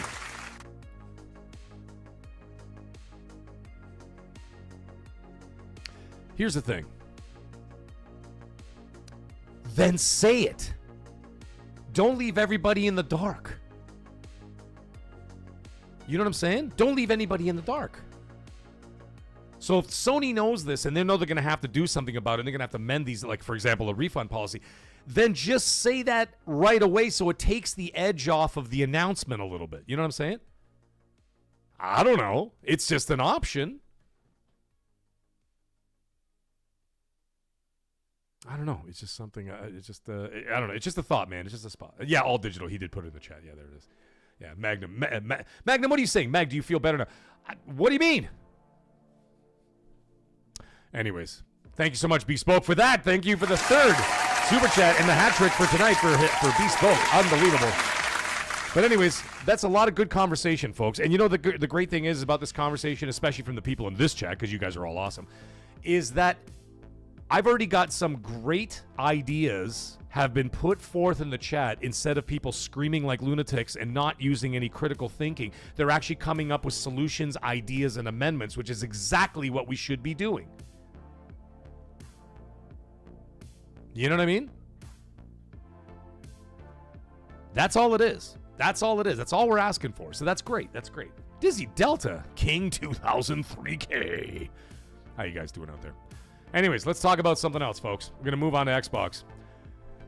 Xbox has got their own situation going on here. So the first thing I want to talk about is, it's going to be a brief one, but still going to be something that I need to talk about. And it kind of ties into tomorrow's video that I'm going to be making before I go to Motley Crue tomorrow night, is that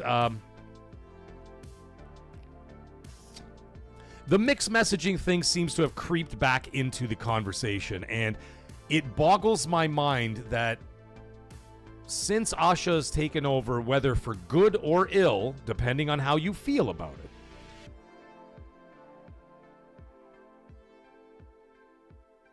is that their messaging hasn't been all that mixed.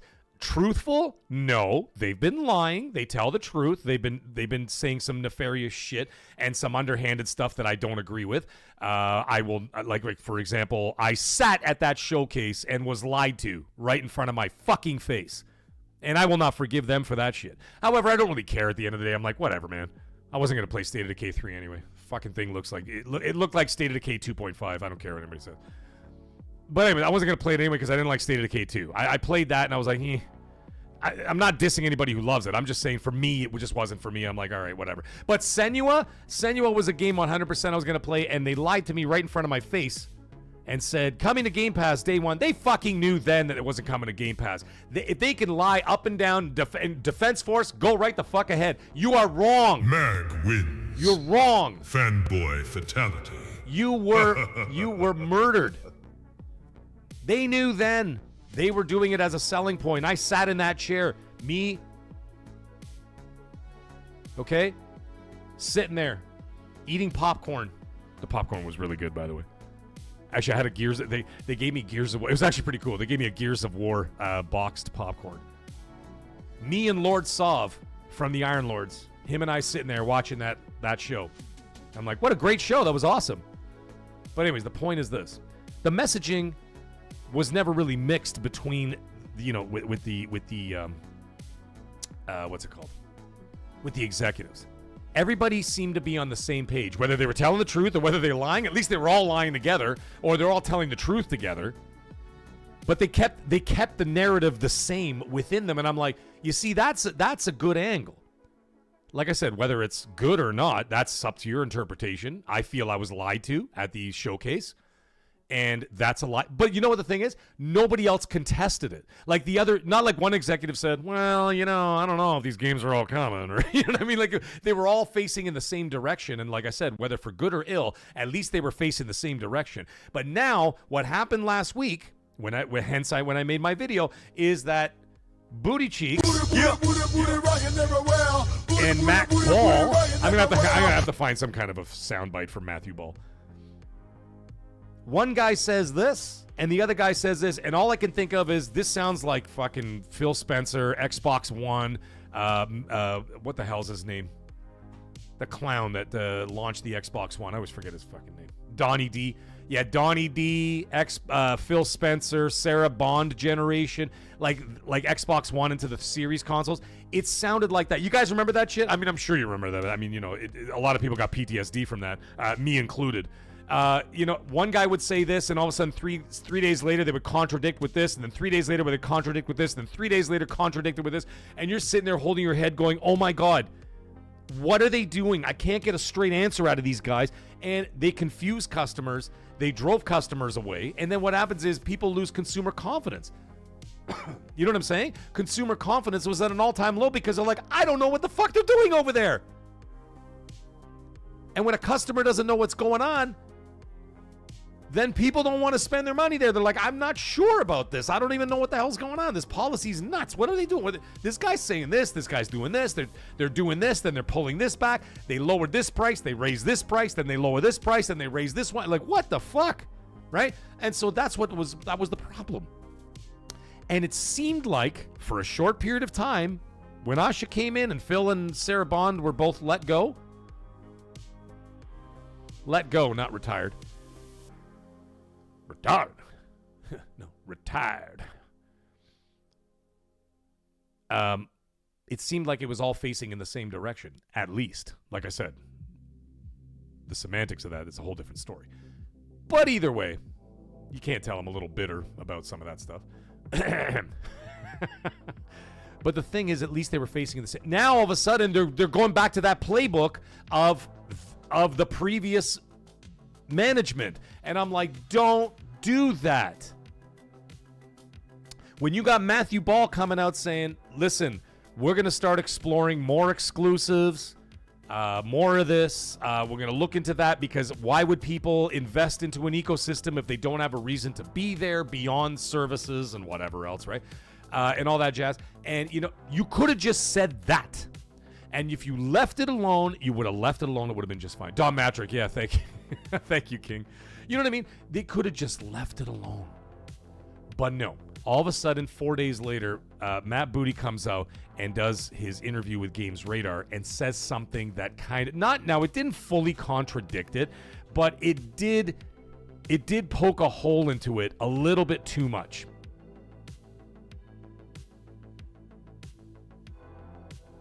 And as a result of that, is that you've now put doubt back into the mind of the consumer. And as a result of that, now you've got that confusion again. So people are going, well, what is it? Is it a case by case? Is it a we don't know yet?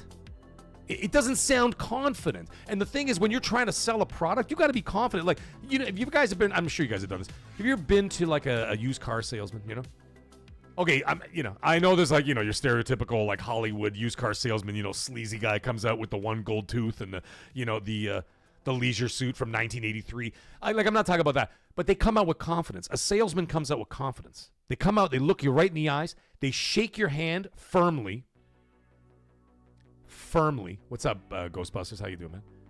They shake your hand firmly and look you directly in the eye, right? That shows confidence. Good day, sir. Good morning. Good day, sir. Good morning, sir. How you doing? How are you? What are you looking at? You know, I'll show you whatever you need to see, or this and that, whatever. Now, they're not swindling you, but they're showing confidence, right? They're speaking confident. They know what they're talking about. They're having a conversation. They'll tell you everything you need to know, answer all your questions, make eye contact, shake your hand firmly, stand with your shoulders back and your chest out instead of slumped over, and this and that, right? Confidence. But what this does is that, for example, Matthew Ball sounded confident. I met him, by the way. Hey, Magnum, good one, buddy. Wrecking Ball from Miley Cyrus. That might be a good soundbite for Matt Ball.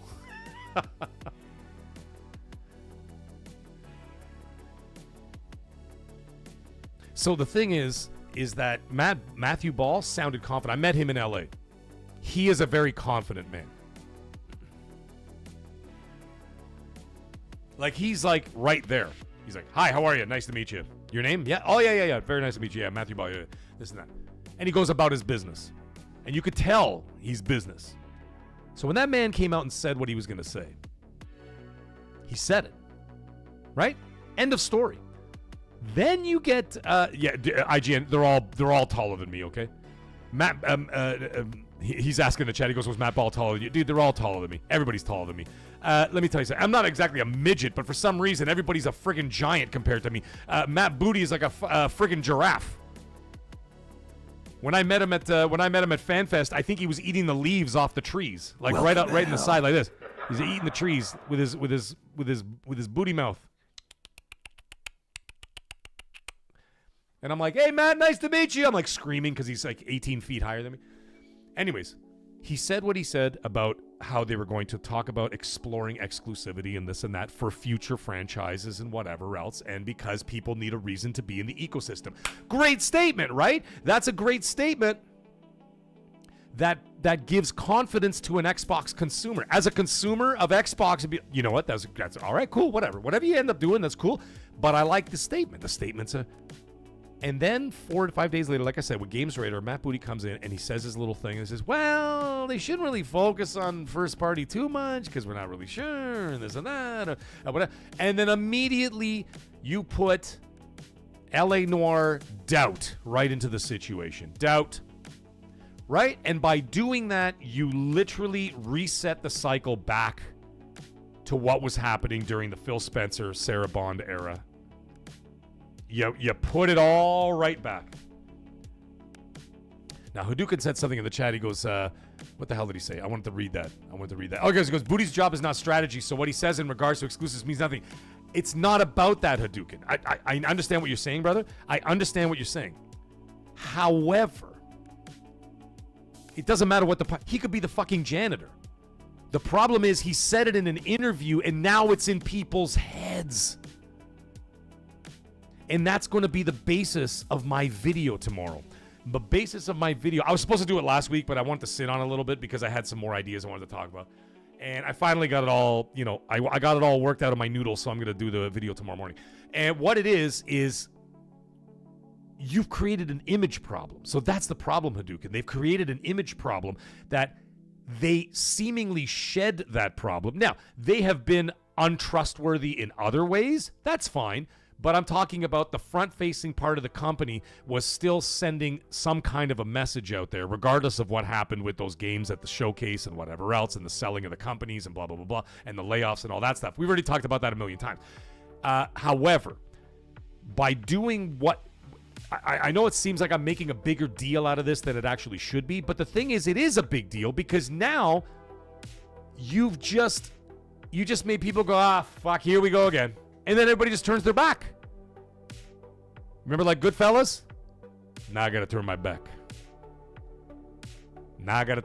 Henry. You know what I mean? Paulie from Goodfellas, right? Remember when Ray Liotta comes to him all coked out and shit? He gave him like a stack of gave him like $1,000 cash. He's like, I got to turn my back. That's what customers are doing. They're like, all right, well, I'm kind of on board. I'm not happy with what's going on here, but I'm still here.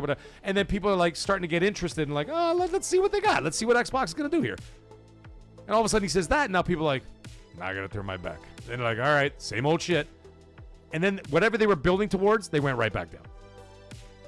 And that's what it does. It plants the seed of doubt in people, and then immediately it's an image problem is what I'm trying to say. That's what I'm trying to say. It's an image problem, and that's the basis of my video. My video is, I can't remember how I'm going to word it, but basically the idea is while they're working on their business, the one thing they're failing at is their image issue. They need to fix that first. And it seemed like at the very start of Asha's tenure, she was starting to do that. And like, little goodwill things like, hey, we're doing we're doing this, or we're giving badges out for this, or we're changing the logo, and we're letting the fans decide. You want Xbox in all capitals? Cool, we're gonna do that. You know what I mean? Like we're changing all our emails to @xbox.com or whatever to like so that we're one cohesive package. Seems like we're all heading in that direction. So like little tidbits. Then, we don't have to get into what happened over the summer and what's still happening now. And then you're like, all right, cool. You're building some goodwill. You're building a solid foundation here. I'm liking this. It's kind of cool, whatever. And then you do this, and it says, and for anybody who's been there for the Series generation and the Xbox One generation, I'm like, that sounds like the same shit. So now you've created confusion. So now customers are going, what's coming and what's not coming? And now you got people arguing with each other going, Elder Scrolls 6 is not coming. Yeah, it is coming. That's coming. Fallout 5 is going to be exclusive. No, it fucking won't. And this and that, blah, blah, blah. And everybody's arguing and fighting. And now you've created chaos. You created chaos online. So now people are going to balk at like buying a new console. They're going to be like, well, I don't know if it's going to be an Xbox exclusive. I'll just stay here on my PlayStation, or I'm going to stay here on Steam or whatever, right? Whatever you play on. That's not Xbox. And I'm not going to fucking leave my PlayStation if, one game's exclusive, then the other 4 are not. then 2 are, then the next 6 aren't. Like, fuck, like, it doesn't make sense. To me, I know this sounds ludicrous, especially with, like, you know, their numbers, their sales numbers, especially their hardware numbers, and their dwindling player base. Let's face it. But you know what I would say? I'd say fuck it. Make it all exclusive. Do it. Do it.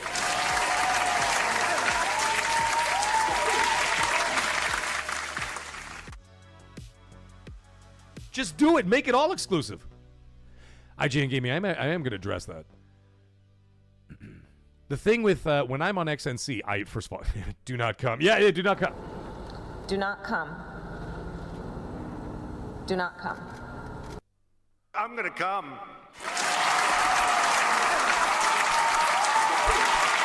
I do a lot of hating on, not hating. It's not hate. It's not hate. It's not hate. I'm going to rephrase that because I just read that, what he said. I'm going to address that, though, because some people do bring that up with me a lot. Not a lot, but, like, some people bring it up. IGN.gaming there says, Mag, is it hard for you to not hate on Xbox when you are on XNC? I will address that directly. I don't hate Xbox at all. I own 3 of them, for God's sake. I have almost 400,000 achievement points. I've got 7,000 friends, no joke, on Xbox. Right? Or followers or whatever, right? On Xbox. I have, like, a lot of stuff. I criticize the living shit out of them because their performance has not been up to the 21 years I have been pouring money into Xbox. I feel like I'm not getting what I should have been getting from them. Now, if they keep going in that direction, you're going to keep pushing people away. And they've already pushed a lot of Xbox people away, and they've gone elsewhere. They've gone to PC, they've gone to PlayStation, whatever. Right? I criticize the shit out of them because I feel like they're lying to me about stuff. They're not being truthful with me, and as a consumer, I don't want to look at them side-eyed, but I do a lot because I don't trust them. I don't trust Sony either, by the way. But at least on their gaming front, they're like, this is what we got. Take it or leave it and whatever. And that's it. So at least it's like a very platonic relationship there. Like, I don't feel like... But like with Xbox, I've been with them for 21 years. Yeah, fine. Sony, I've been with Sony for 30 years because I got a PlayStation 1 all the way to the PS5 Pro. But they've been consistent for those 30 years. Here's a box. Here's the game. And, you know, make like a tree and get out of here. You know what I mean? And that's it. But all this wishy-washy stuff, 1 year with no games, 2 years with no games. I was subscribed to Gamepass for 6 years, and I finally said enough. Like, what is going on, right? And so because of all this doubt, the chaos, the confusion, the mixed messaging, that was the problem. That's not hate. That's just pointing out my frustrations as an Xbox gamer, that I've been an Xbox gamer for 21 years, and I've given them a shitload of money. I own over 1,000 games on there. I'm not trying to justify all my stuff. I'm just telling you. I have over 1,000 games on Xbox. And that doesn't even include the physical games I bought in the 360 era. Right? So that's where my frustrations lie. Now, the thing is with XNC, when Colt and I talk, we do a lot of criticism of Xbox. However, a lot of the conversations and the topics that Colt and I talk about are not the same ones I do here. So when people confuse that too, like for example, when I go on Crossfire with Mooch, okay?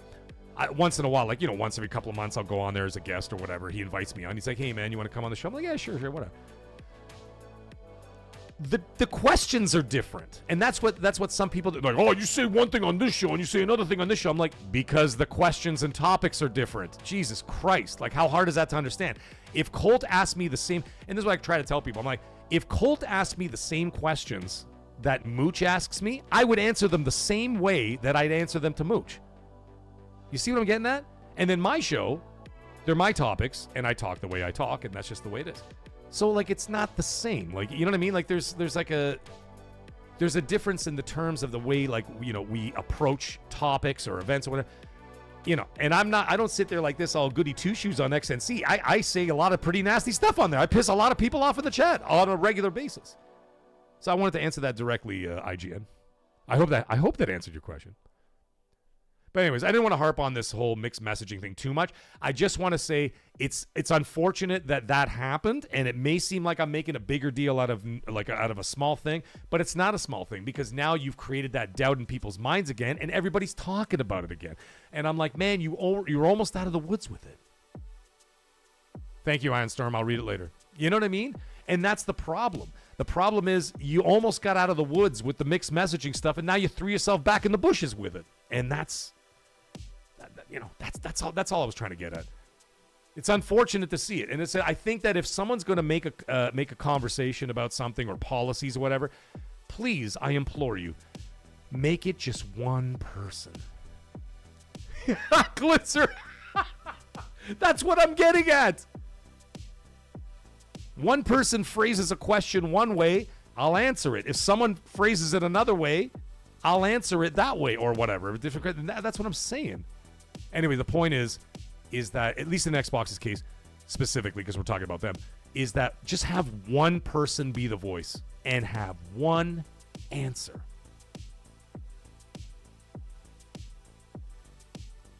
That's it.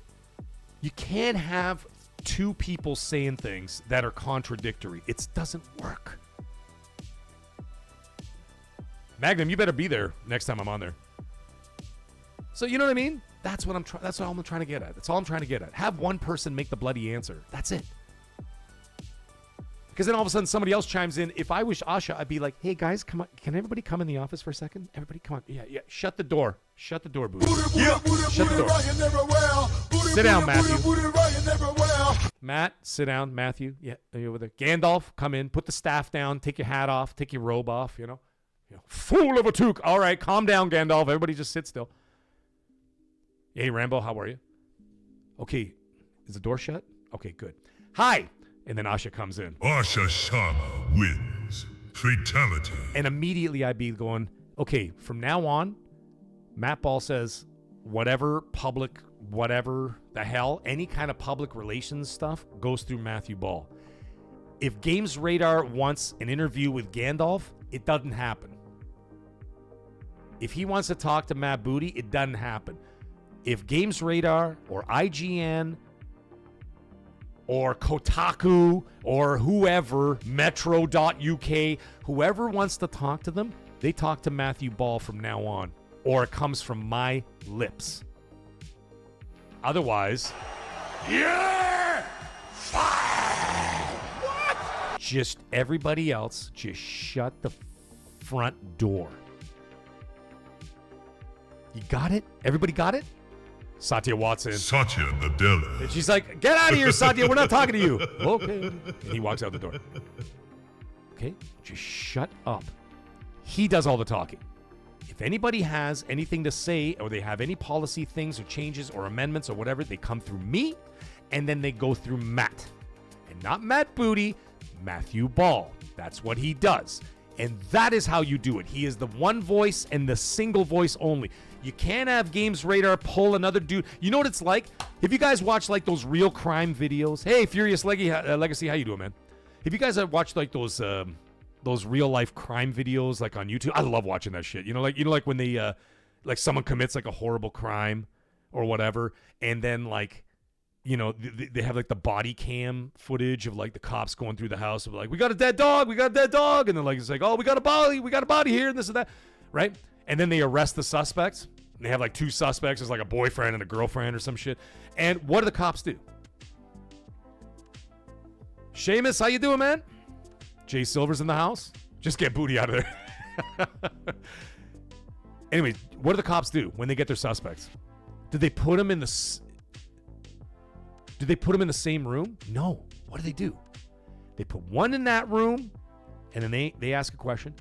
And then they put the other one in another room, and then they talk to them at the same time or whatever, right? Gamer, yeah. They're good, man. I love those like true crime videos on YouTube. They're really good. If you guys don't watch those, watch them, man. They're great. I mean, they don't really show much, but you know what I mean.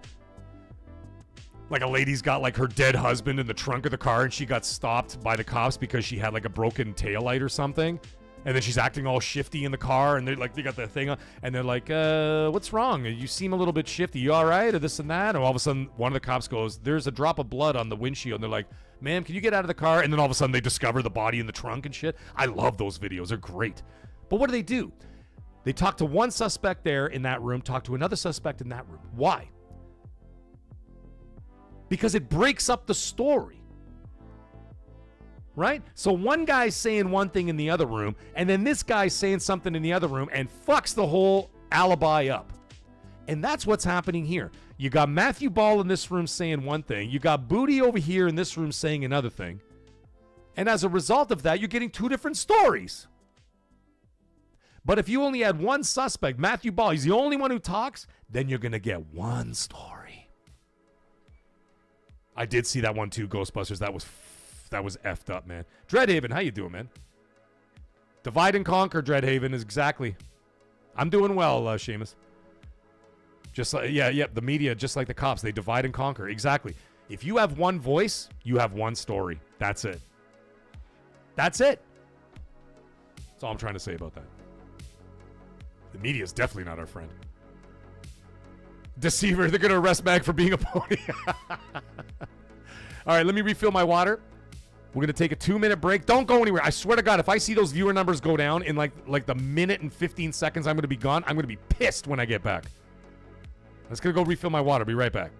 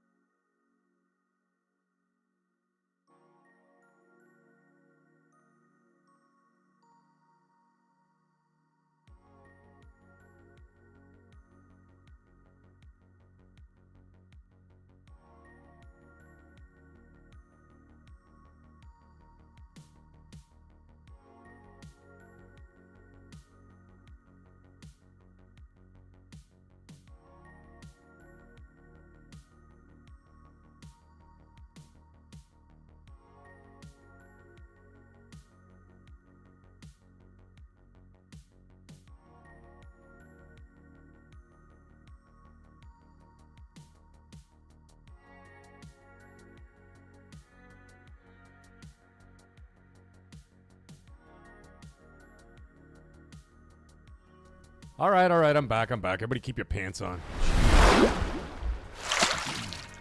All right, enough of that conversation. We're going to talk about one last thing. Yes, it's going to be about Xbox again, so, buckle up, everybody. I'm going to try and be as nice as possible about it. So we got another story coming out. I didn't do a video on this either, but I probably am going to tie it into the other video. I'm not really sure yet. I haven't really decided.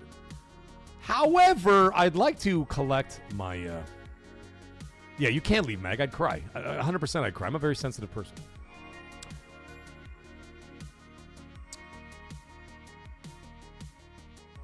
I'm going to be really arrogant right now and take my own flowers. Because, people just don't give them to me. How many months ago, folks, and I know you guys know. You guys know because you guys watch XNC and you watch this show here. How many times did I tell you, all of you, that... I had spoken to people from Bethesda, from ABK, specifically Activision, not King. I don't speak to the Candy Crush people. What the fuck am I going to talk about with them? Hey, you guys got a new map? You know what I mean? What am I going to say? Hey, Lotus Esprit, how you doing, buddy? So here's the thing. I spoke to those people in the fall of 25. I started saying that over and over and over. I said, guys, I speak to these guys, and they... were never happy with Game Pass. Remember I told you guys this? I told you guys this here on this show. I told you guys this on XNC. I told Colt. I've told everybody else I've done shows with. P-Lump, Mooch, Brap, whoever, when Jez Corden was a guest on our show on XNC, all these different shows that I do guest appearances on, right? I was on a show with Porter Rock. I think I said something about it then too, and that was like last year I did a show with him. And they told me that from the moment they were acquired, Knights of the Realm Xbox, nobody got laid off with your lies. Oh, I love it. They go, we know you're lying, bro. You don't have no insiders. Stop the lies. Mag wins. Fanboy fatality. What did I say? I said they never wanted to be part of Game Pass. They didn't even mind the acquisition. A lot of them spoke and said, we don't mind the acquisition, but we never want to be part of this. And what was the reason why? You guys remember that I told you the reason why? Don't worry, I'll remind you, Knights of the Realm Xbox. I'll remind you. Is because they were pissed off because their business structure was based on their sales of games and their bonuses. You remember that? I told you guys about this a year ago. Because their business structure was based on number of sales of games, and then they got their bonuses as a result of that. When they were acquired by Microsoft, that policy had not been amended or changed. Guess what happened? Those games were going into Game Pass, their sales went down, and what happened? They weren't getting their bonuses, so they were pissed because it was affecting their financial bottom line. Maybe they needed that to take their family on vacation. I don't know. Whatever they had that money budgeted for, or what there was be like, okay, well, normally we sell X amount of copies, so, I could get a $5,000 bonus at the end of the year or whatever. JD Spaff, how you doing, man? I'm just telling you guys, that's what happened. You remember I told you guys all about that shit? I told you all about that. All of a sudden, I started saying it again. We talked about an XNC a few times where I'm like, yeah, cool. They keep telling me, they're like, they didn't want to be a part of this, whatever. And then all of a sudden, what happened in the fall? What happened this year? Call of Duty Modern Warfare 4 will no longer be on Game Pass. Right? Because the ABK people at the town hall, that's where I got a lot of the information, because the people were at the town hall. They told me about it. And they're like, yeah, we were at the town hall. And they told us, we were telling them, we're like, we don't want to be part of this Game Pass. And on top of it all, they were saying that they were losing upwards of $300 million in profit as a result of people consuming the game on Game Pass. And it wasn't being, the money wasn't being divvied up appropriately to make up for those losses. Right? I told you guys all about this shit. And then all of a sudden I didn't say anything for a while because there was no point. I already said it. Move on to the next story, whatever else, blah, blah, blah. And then what happens a few days ago? Here comes Jason Schreier. 2 days ago, Jason Schreier says the exact same thing. Ain't that a fucking peach? And what did he say? Bethesda and ABK staff do not like Game Pass. In fact, they detest it. Ain't that a peach? Johnny, I actually liked Fallout 3 a lot. It was my favorite of the series. Fallout 4 was okay, but Fallout 3 was my absolute favorite of the series. I loved it. So Jason Schreier, months and months and months after I had said, yeah, guys, they're all saying this. It's not coming from me. I'm not making this shit up. It's just coming from fucking people at the town halls are pissed. And they're telling them, they're like, we don't want to be a part of this or whatever else. And they had already been talking about that with management. Management starts, bringing it to other management, blah, blah, blah, blah. And then all of a sudden, 2 days later, hey, what's up, Hebs? How you doing, man? Jason Schreier says the exact same fucking thing I've been saying for months. So now, he's a fairly reliable source. I mean, he works for, whatever. The fuck are they called? Jesus. It's Forbes. All right?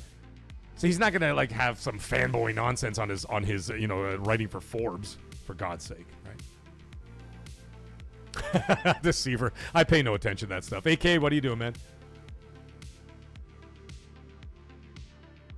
Yeah, exactly, AKL Warrior. He goes, nah, when you said it, they were playing you, Mag. Yeah, they were playing me. Yeah, right, exactly. So now Jason Schreier is saying the exact same thing I've been saying for months. That they're not happy about it, right? We'll get into it right now. We'll get into it right now.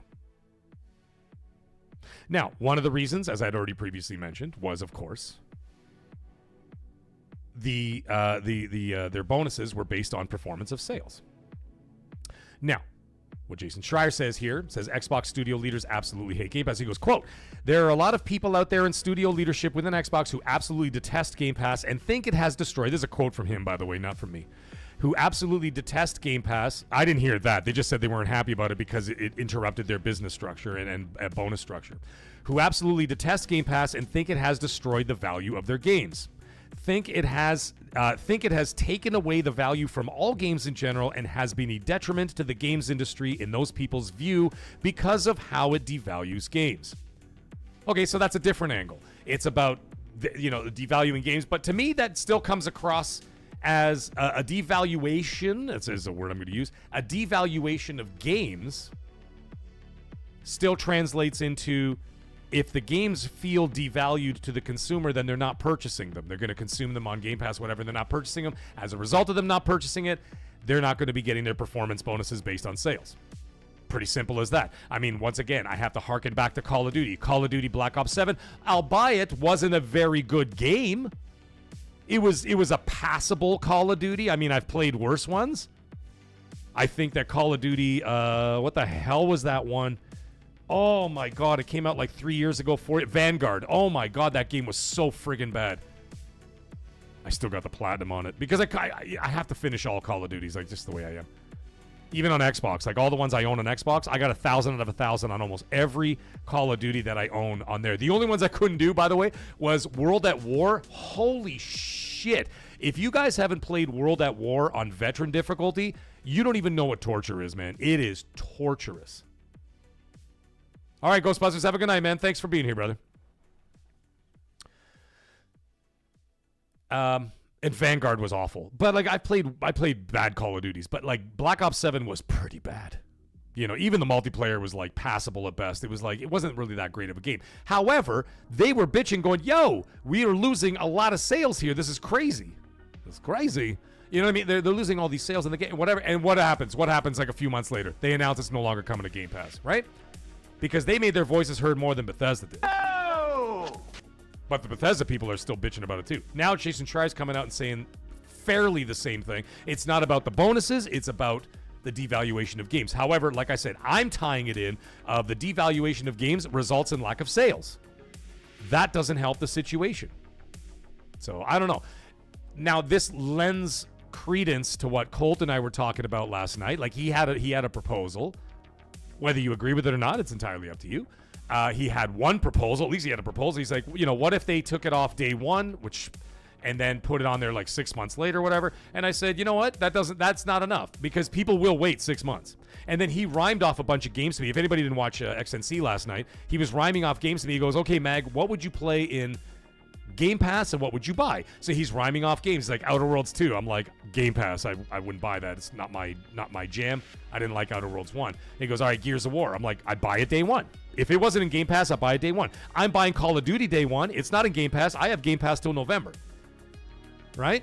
I have like a block of Game Pass that I got. So I'm like, I got it till November. Fine. Now the thing is, I'm buying Call of Duty day one at full price. I don't give a shit. If Gears of War wasn't on Game Pass, I wouldn't even blink my eyes. I'd buy Gears of War full price. I'm not going to because it's there in Game Pass and I got it there. And I'm part of the problem in that respect. We're going to get in that in a second. That's going to see something going to tail off at the end there. So I said to him, I said, you know what? I said, as controversial as this may sound for some people, I know some people get super pissed off, but Microsoft put themselves between a rock and a hard place with this situation. And I'll tell you why in a moment as well. 6 months ain't long enough. It's got to be 1 year, just like Call of Duty. What did they say? They're saying this Call of Duty Modern Warfare 4 will not be in Game Pass day one. However, 12 months later, it'll be in Game Pass. Done. I would do the same with all their big tentpole titles. And like I said, I know some people are going to disagree with the chat, and that's totally cool. Voice your opinions. Tell me I'm an asshole. I'm totally good about that.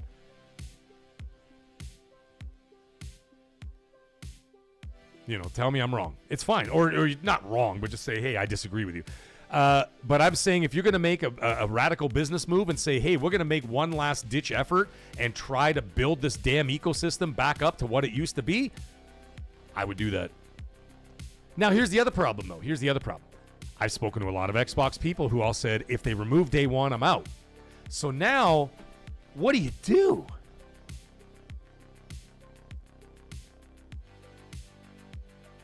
Oh, by the way, IGN Gaming is saying in the chat there, he goes, oh, by the way, guys, Xbox Game Pass Ultimate is $11 right now on G2A. What the hell is G2A? G2A. Figured some of y'all might be happy to hear about that. Xbox gamers, go check out G2A. Apparently, it's $11 for Ultimate. This is a good time to bulk up if you don't have it already. Bulk up on your Game Pass. You know what I mean? So, there's that. Pardon me, folks. I just have to do something here. Just got to do something here. I'm just checking out my other monitor. My other monitor is where I have my actual... All right. And why won't it work? There it is.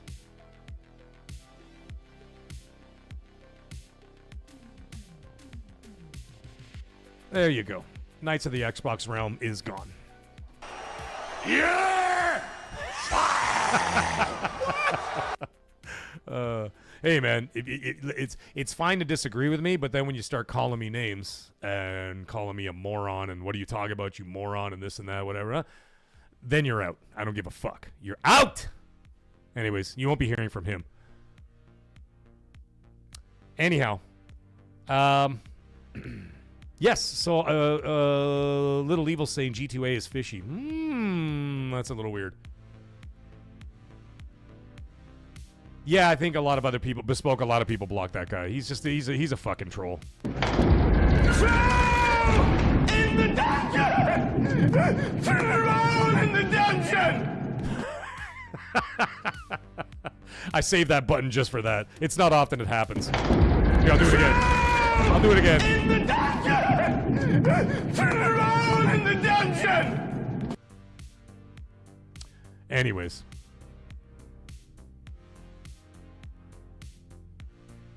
And nope, sorry, we're gonna do something else. Give me a second.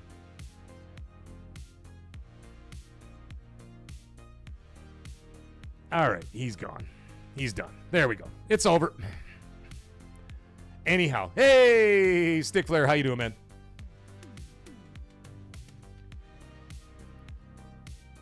Now I lost my train of thought. Oh, Deceiver. No, it was that Knights of the Xbox Realm guy. He shows up once every 3 months, and then he talks shit, and then he calls me names, and then he, like, disappears. Hey, Daniel McCarthy, how you doing, man? Stanley Francois, how are you, my friend? Oh, there you go. Okay, hold on. He's confirming this. Stanley Francois said, yes, sir, I bought mine Game Pass Ultimate on G2A yesterday for that same price. There you go, folks. So if you got G2A, go in there and get your Game Pass Ultimate for cheap. Oh, Disney Delta, that's such a good series, man. Harry Potter's amazing. See, Fresh, how you doing, man?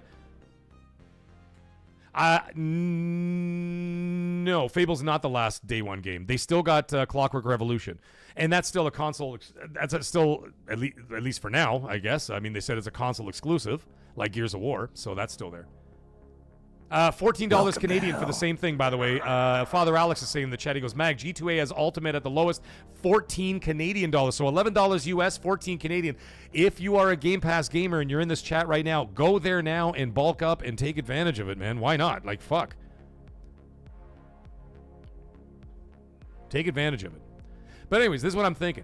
If you're going to make such a radical move with the business plan, and even though I just told you guys to get, Game Pass, go for it. I mean, take advantage while you can. But I'm saying, business model be like, listen, man, no, I'm going to take these off of here, and they come 12 months later, and they're going to force people to buy it. Because it's funny when you talk, and I mentioned this to Colt last night, I go, have you noticed that when they're talking about all their business plans, they don't really talk about Game Pass anymore?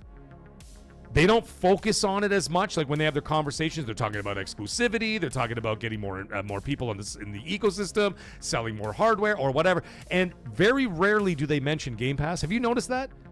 There's a reason for that. They don't like it either. They inherited that. And I don't think they like it. So I'm just saying, man. Oh! Your best option at that point, lower it to $14.99 and then just make it like PS Plus. You put in the first party games in there eventually. They come after 6 months or a year, depending on the size of the game or whatever. And you just put in there like PlayStation Plus and that's it. And it'll just be a supplementary service for someone who wants to play those games down the road or whatever else and doesn't really care about that. But for the hardcore, you're going to have to buy it. And I'm telling you, I think that that's what they're going to do. And that leads into the last thing I wanted to talk about very briefly is something I brought up just the other last week, by the way.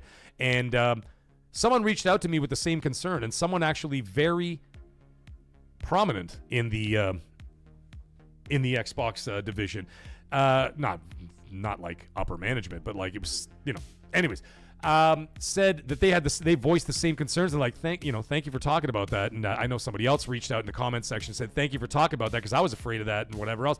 And it was just something I brought up. I'm not saying anything's going to happen, but I'm saying it leads me to believe that, for example, Gears of War might be an issue. And here's the reason why, folks. Is because Gears of War comes out 2 weeks before Call of Duty. Call of Duty, if you want to play it, I know it's a very similar demographic, like the shooter demographic, that kind of thing, the shooter player, whatever. And as a result of that, you got to buy Call of Duty. It's not in Game Pass. So if I was an Xbox, I am doing this, by the way. I am playing on Xbox. I'm playing Gears of War, obviously, on Xbox, as it's a console exclusive, right? And as a console exclusive, I will be playing it on Game Pass because I got it till November. I'm like, that's more than enough time. I'm not going to play Gears for more than a month. Like, once I play the campaign, I'll play a little multiplayer because I fucking suck at it. And but I'll play the campaign. I'll go through it a bunch of times with, like, friends and stuff. I'll stream it, obviously, on the channel and all that jazz. Have a blast with it. But, like, when Call of Duty comes out, it's Call of Duty time. And then I'm Call of Duty-ing all the way until GTA 6 drops. And then when GTA 6 drops, you can fucking forget about everything else. The backlog is going to be sitting there totally ignored, right? So, like, it is what it's going to be. But here's the thing.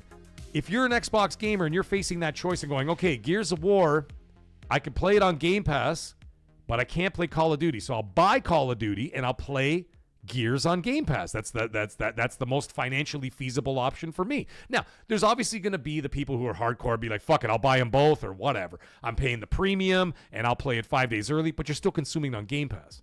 So you're only getting that premium for an extra $20 or whatever is US. It's $30 Canadian.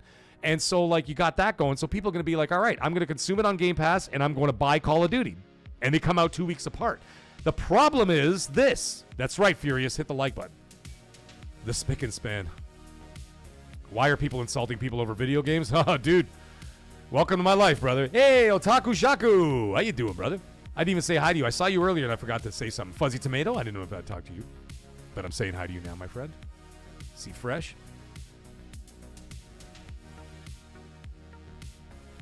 So here's the thing. Is the Xbox... Now, this is a question I'm posing to you guys. Now, of course, I'm not going to expect an answer because we're not going to have an answer. We're going to have to wait till October, November, December, whatever. Let's just say the majority of people on the Xbox platform, as it's now available only on Xbox and PC, and let's just say the majority of those people on Xbox consoles play it on Game Pass. Steam, by the way, doesn't have a huge... I looked at it, by the way. I looked at like some of the figures. I don't have them in front of me now, but I looked at it. Gears of War has never really been all that popular on Steam. It has been primarily an Xbox thing, and it's been very popular on Xbox. Obviously, it started there, right? With Cliffy B and then on, and Coalition, right? If it doesn't perform in terms of sales, are they going to look at that and punish it? It's a question I have. Think about that for a second. And then that worries me because I'm like, this is what I mentioned last week. I'm like, what if? And then, like, you have the majority of people, because it's an Xbox console exclusive and they're not buying it, and are they going to look at those analytics, cold numbers, and say, okay, well, 8 million people engaged with it. Okay, but they were already in Game Pass, and that didn't move the needle financially at all because they were already fucking there. But if it doesn't sell well as a result of it being a majority of people consuming on Game Pass because they have to buy Call of Duty 2 weeks later, again, same demographic, are they going to punish the Coalition?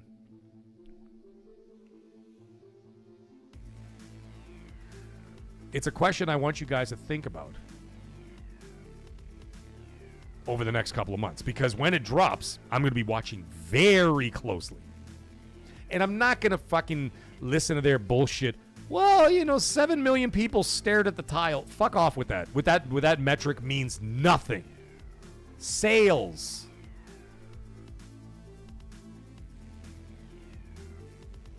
$24 billion wall bounces were done in the first week in multiplayer. Like, stop with those statistics. Nobody cares about that shit. Romeo says if those rumored dev costs for E-Day are real, I'm not sure if they're real or not, but I mean, that seemed pretty high, but I mean, they've been working on it for a very long time. E-Day are real, then yeah, I could see them getting punished. Yeah, see, that's a problem. That I don't want to see that. I certainly don't want to see that. Coalition is an extremely talented studio that are masters of Unreal Engine. You don't want to see that, but guess what? So is id fucking Software. They were masters of id Tech, and look what happened to them. And then what happens? I thought it was pretty insulting. They released a DLC, which apparently is fantastic. I got to get into that, but I just haven't had time. But I really want to get into that DLC. I hear it's amazing. The same week they do it, they dumped 3/4 of the studio. DJ Marshman, yeah, 24 billion wall bounces, yeah. You know when they do those stupid stats? It's like, it's like in the first 6 days they reloaded the guns 78 billion times, or whatever. There were 25 billion perfect reloads in the first 48 hours. Like, nobody cares. Did it sell well, and did it make money so that you're not going to punish them because it didn't fit your analytics? That's what I'm worried about. IGN, I hope it is. He says, dude, Gears has pretty much just been an Xbox game, but watch this, Gears will be the highest selling Gears threefold. Maybe. I hope it does, IGN. I hope it outsells all the Gears of Wars. I hope it's the best selling Gears of War ever. I really do. I really do. And I'm not trying to listen, IGN. I'm also not trying to plant a seed of negativity in people's thoughts. I'm just saying, keep it in mind. It's just something to think about. That's all. I'm just saying, it's something to just think about. Jason, Jardel says, Mag, I disagree with your point on early access for Game Pass as a way for the lost sales because it existed for years. For me, it's just extra revenue. People use Game Pass as an excuse for their failures. Well, I mean, I will also disagree with you. I mean, Asha herself said that it was financially, it was not working. And the first thing she mentioned when she says the business is not healthy, the first thing she said was Game Pass. She said we bet on Game Pass and the other 3 things that she mentioned, but Game Pass was the first thing she mentioned. So it's like, you know what I mean? So it's a bit of an issue. I don't know, man. I don't know. I really don't know. I'm just saying, just keep it in mind, okay? It's just a thought. It's just something to keep in mind. I don't want to see what happened to id Software happen to Coalition. The other thing, speaking of the id Software thing, I'm not going to, dig up that corpse again, but I am going to mention one thing. Did you notice that, id Software, the first game was a financial success. The second one was a financial success. The third one was not. Can we take a look at which one debuted in Game Pass? Oh, that's right, the third. And that's the one that wasn't financially successful enough for them. It is like, I mean, are we putting 2 and 2 together here, folks? I mean, it's not like this is not like a complicated algebra here. It's pretty simple. The third game was the only one that they launched day one in Game Pass, and it's the one that didn't sell the most. It was also, in my opinion, the weakest of the series, but it's still, I think it probably would have sold better if it wasn't in Game Pass day one. That's what I'm thinking. Goku, how you doing, man? C-Fresh is saying the Doom DLC is amazing. Yeah, I heard it's amazing. And Doom the Dark Ages did not sell. Why? Because it was the only one of the trilogy that debuted in Game Pass day one. Is it a mystery that most people then consumed it on Game Pass? As I did. I played it on Game Pass, and a lot of other people did too. And as a result, they did not get their sales. PlayStation and Steam couldn't make up the difference. That was being lost with the amount of people that were consuming it on Game Pass, and she fucking mentions it. She didn't mention Doom the Dark Ages specifically. She just said that one of the bets that they had placed and their investments was in Game Pass, and it's not working. She says we can't keep doing the same things over and over and expecting a different result. That literally is the definition of insanity, right? I don't know, man. I'm just gonna put my hands up in the air. Jay Allen, how you doing, buddy? He says if Doom hadn't been in Game Pass, it would have sold 2 to 3 million more copies. I would think at least 1.5 million to 2 million. I wouldn't say as high as 3, but I would say probably another 1.5 to 2 million, which would have been more than enough to carry the studio with their budget. I don't know.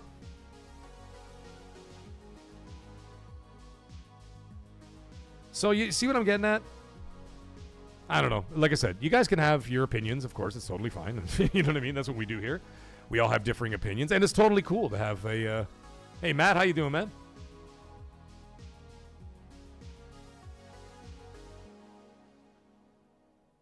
Matt Grice, thank you for being here. Appreciate you. Black Ops, Irv. Black Ops, how you doing, man? Think Game Pass will die in the next year? Yeah, a lot of people are starting to say that now. I mean, even Desmond Legary's saying that. No, Chava, no beer tonight, dude. I got a concert tomorrow night. I'm going to see Motley Crue, and you know that shit's going to get messy, you know what I'm saying? You know, that's... I got to catch up with some Super Chats, folks, and before we continue the conversation. And we're going to down. It is going to be Green Pulse Wire comes in. He's the winner, by the way. Drops a $10 Super Chat, and I'd just like to mention Green Pulse Wire was the winner of my Series X25 plaque giveaway that I did on the channel a little while ago. I sent it out to him. It's a pretty cool little collectible. I will be doing... oh, by the way, just a shout out to The Bean, who I haven't seen in the chat tonight, but The Bean was the winner, if anybody didn't know or didn't hear on the last show I did. The Bean has actually won a copy of Fable from the Mag Show channel, and for any console or platform of his choice, as he was the one. You guys remember this? I did the thing where I had the contest where I said the closest to the date, and I had a post about it. And I made everybody put their dates in. He was off by 3 days. Can you believe it? He said February 23rd, 2027. The game comes out February 26th, 2027. Now, the thing is, even if they delay it, he still wins because he was the only person who put 2027. It's unbelievable. So the Bean has won a copy of Fable on his platform of choice, so I just like to mention that. Anyways, back to Green Pulse Wire with a $10 Super Chat comes in and says, if devs want better bonuses or want to make art, start your own studio and play the high risks, high rewards game. Devalues games my ass. It's about more sports cars in the parking lot. Okay, that's an opinion. That is an opinion. I won't fully agree with you, Green Pulse, but I respect your opinion. Thank you so much, my friend. I appreciate, and I'm sure you're not the only one who feels that way, as I've been reading the chat. I know a lot of people agree with you, brother. I do. Now, I'm not saying you're wrong. I agree with part of what you're saying, but when it comes to the management and stuff, sports cars in the parking lot, 100%. Those guys are scumbags. But as for those other developers on the lower end or whatever, I'm not lower end. That sounds really sort of rude and disrespectful. That's not what I meant. But like, you know, the working class part of the studios, I don't feel that they're doing that for the same reasons. I think a lot of them, you know, depend on those bonuses or whatever. But either way, they were. That's the thing. But that's the thing also, Green Pulse, if I may push back a little bit. Those devs were in their own studio. Then they were purchased by Microsoft, which is not their decision. Those decisions came from the upper management because those guys were all going to get a big-ass bag of cash. You know what I'm saying? So a lot of those people didn't have a choice, and that's where I was hearing about. They're like, we never wanted this. And it's not their choice because they just work there. The upper management and the ownership are the ones who made those decisions because they're the ones who are going to financially make a shitload of money on that stuff, right? So that's you know what you see what I'm getting at? Like, it's not like all of them feel that way, but a lot of those people are in that position. They were not given a choice. And then all of a sudden their business model changed without their choice as well, and now they're like, what the fuck? And that's why Jason Schreier's now saying the same thing. Anyways, thank you so much, Green Pulse. I appreciate you, brother. Thank you for the $10 Super Chat, man. You're awesome. And you get a rare achievement for that, my friend. And we got Anacon Ocelot coming in, a member of 3 months. Thank you so much. And he says in a member chat, brother, thank you for the support. He says, Game Pass was created as a lost lead to change the buying habits of consumers. People bought in exclusives were anti-consumer not long ago on Team Green. Yeah, well, yeah. There's a lot of back and forth on that, brother. A lot of back and forth on that. You know how people is. They ride the waves, and you know it's kind of wild. Thank you for the thank you for the member chat. I appreciate it, brother. Habs is saying, Mag, you getting Fable on the Pro? I don't know. If my wife wants it, then I'll buy it on the Pro. If not, I'll play it on Xbox. Because if she wants it, I'll ask her. She hasn't been impressed by what they showed so far. Although the last trailer was really good. But so far it hasn't really impressed her. But if she wants it, then I have to buy it on the Pro so that I can game share with her, right? But if she doesn't want to play it, then I'll play it on Xbox. So we'll see. Daddy Pashy comes in, drops out a $2 super chat as well. There we go. Thank you so much, Danny Passion. And he goes, if they remove day and date, low Game Pass price will help. Yeah, that's what I'm saying. Drop it another $8. Drop it Drop it to $14.99. Drop it to $14.99. Something like that. You know what I mean? I don't know. Listen, man, at the end of the day, Grandpa Barbecue Game Cats nailed it. He says, I think they definitely keep Game Pass. No one's saying they're getting rid of it. But I think, like, even Destin says, like, Destin Legary was talking about it the other day, and he's like, it's not, Game Pass as you know it is gone. I think is what he said. I don't want to paraphrase the man, but I kind of did paraphrase the man, but I don't want to speak out of turn with him. But either way, he said something along those lines. And Grandpa Barbecue is just mirroring that. He says, I think they'll definitely keep Game Pass, but heavily overhaul it. And that's exactly what I think they're going to do, man. That's what I think they're going to do. Biddy Boo, how's it going, man? He goes, Microsoft has invested billions, so they ain't gonna shut down. Just restructuring it is all they're trying to do to make it better than it is. Yes, they will be. No, they're not going to shut it down. They're just going to restructure it, certainly. But I think part of that restructure is going to be them definitely looking into how the games perform in or out of Game Pass. And you know what's going to happen? Here's an interesting thing. Itchy, sometimes that happens to people. He says, also, YouTube is still denying my super chats. Yes, sometimes that happens, dude, and it's not from my end. It's not from my end. I don't know how or why it works. Jay Silver's mentioning something about it. He says Colt's idea was good, giving you a discount on first-party games if you're a Game Pass subscriber. That's a good idea. Like every first-party game that doesn't come day and date, you get a 15% discount right off rip. I think that's a great idea. That would be an idea. I don't know, man. I don't know. We're going to have to wait and see. LePedro saying, Mag, Xbox's new VP of Engineering just left. Asha appointed in May. What? I'm going to have to look that up after the show.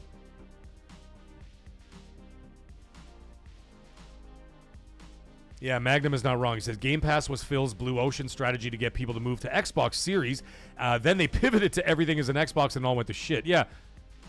I don't know, man. Listen, man, all I know is that I think they're going to be a significant change in their strategy and what they're going to be doing. However, I think that the games that they already have, like, for example, all the way up until Clockwork Revolution, which is like somewhere in 2027, my guess is that's going to be in early 27. I don't know. We're going to have to wait and see. It's just a guess.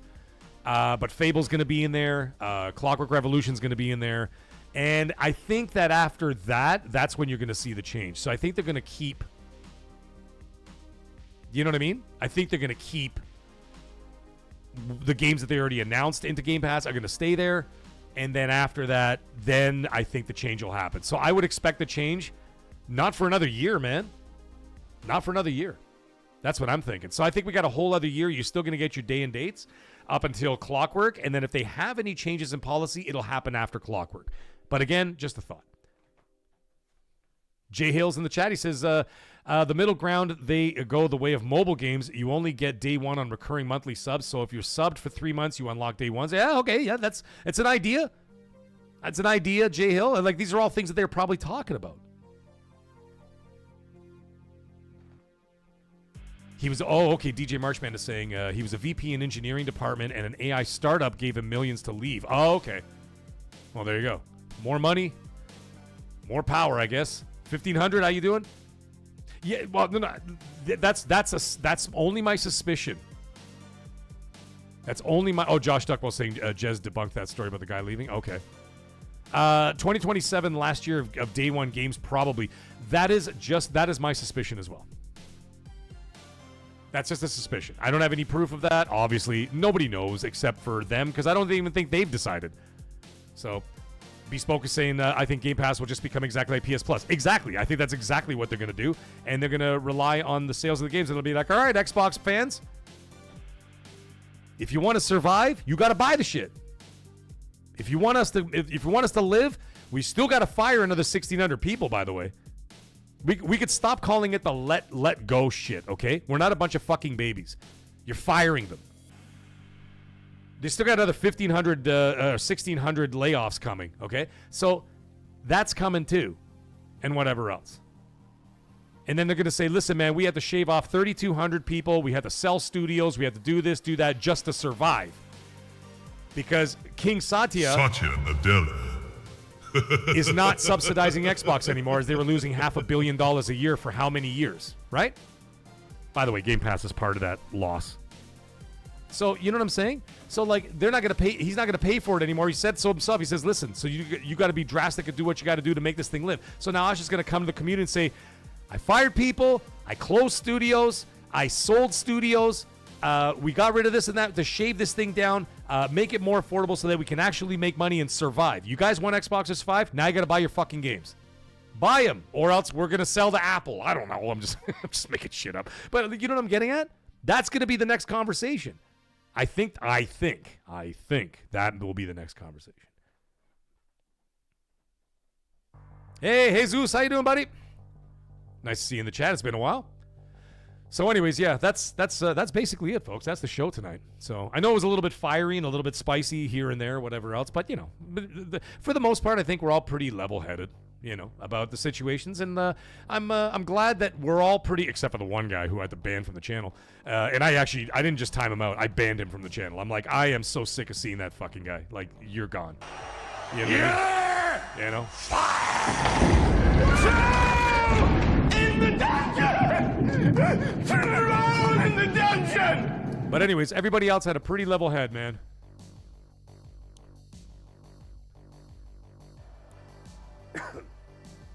And everybody's been pretty cool, man. So it's good. It's nice to see, like I said at the very beginning of the show, it's nice to see people having a constructive criticism style conversation where we can say, hey, man, I agree, Mag, or I disagree with you, Mag, and it's totally cool. And we're all cool about it. No one's going to be an asshole. We're all going to be here next week. We're all going to be talking. Who knows what the news will be next week? God knows, you know. We'll see what's happening. No, Father Alex, I am playing Halo on the Xbox. I'm playing Halo on Xbox.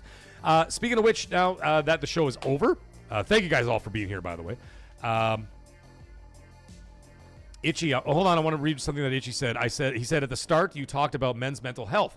If you are in the USA, look up the NAMI helpline if you ever need someone to call and talk to. There you go. Do that. As I told you guys at the very beginning of the show, I had a bit of a rough couple of weeks, and it was only because I was self-doubting and whatever else because I let some pretty nasty people get to my head, man. You know, Beer Baron, how you doing, man? I'll be in Toronto. I'll be in Toronto tomorrow. I mean, I don't live in the city, but I'm going to the city tomorrow night to go see Motley Crue, baby. That's what I'm talking about. You know what I'm saying? Breaking the law, breaking the law. Metal show with my wife, man. Yeah, you're gonna be headbanging. David Merrifield, thanks for being here, man.